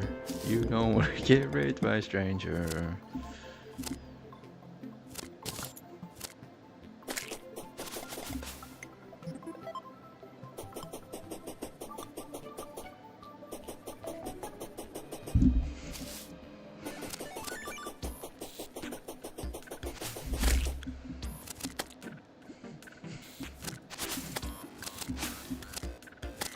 Ooh, hello there, Pinky. Funny there.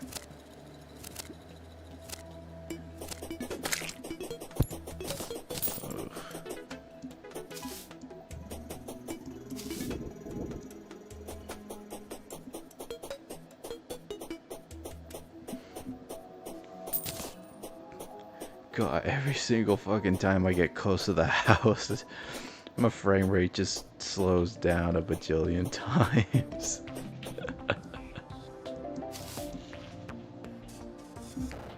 Or it kind of ricochets between back and forth between like just normal fast pace or slow as a fucking snail.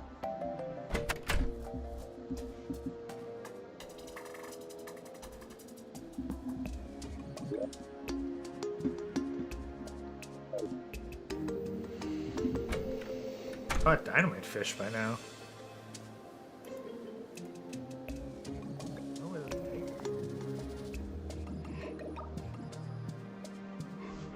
Wait, say again, you cut out. Normally it doesn't take this long to catch like a quest fish. Yeah.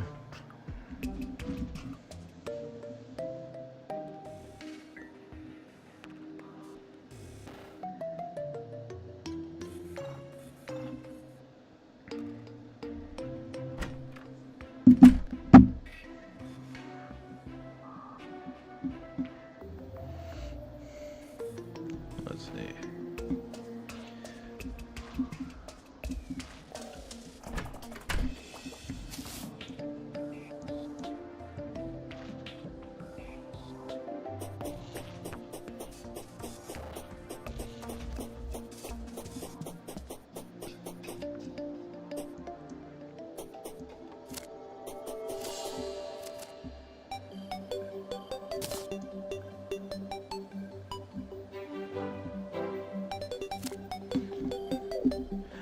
Gregos, I hate to cut things short, but I'm starting to get a little bit tired, so I think I'm gonna start wrapping up. Yeah, that's fair. It looks like we already cashed in the fish for today anyway. Or at least I did. So. Alright, then. In that case, I'm good. Yeah, you want to sign out. We've made a lot of progress considering I had to gear up from nothing again. But if you know, if there's anything you gotta do, just, stay behind. I'm good. Do your business. I'm good. Alright, well, did you have fun? Yeah, no, I had fun. It's been a while since doing Terraria. I'll probably try a medium core world at some point and actually try to beat the game. And then I guess for next time we'll do this, it's like, I don't know. We'll do, at the very least, we'll do Old One's Army. And maybe even Wall of Flesh next time, because I think we're in a good place to do it. Yeah, either sometime this weekend or sometime next week, if that sounds good. Yeah, like maybe Saturday night. Okay, all right. Well, in that case, anyone who may have tuned in, I hope you enjoyed, and I hope you guys have a good night. Peace out, Ghost. Peace out.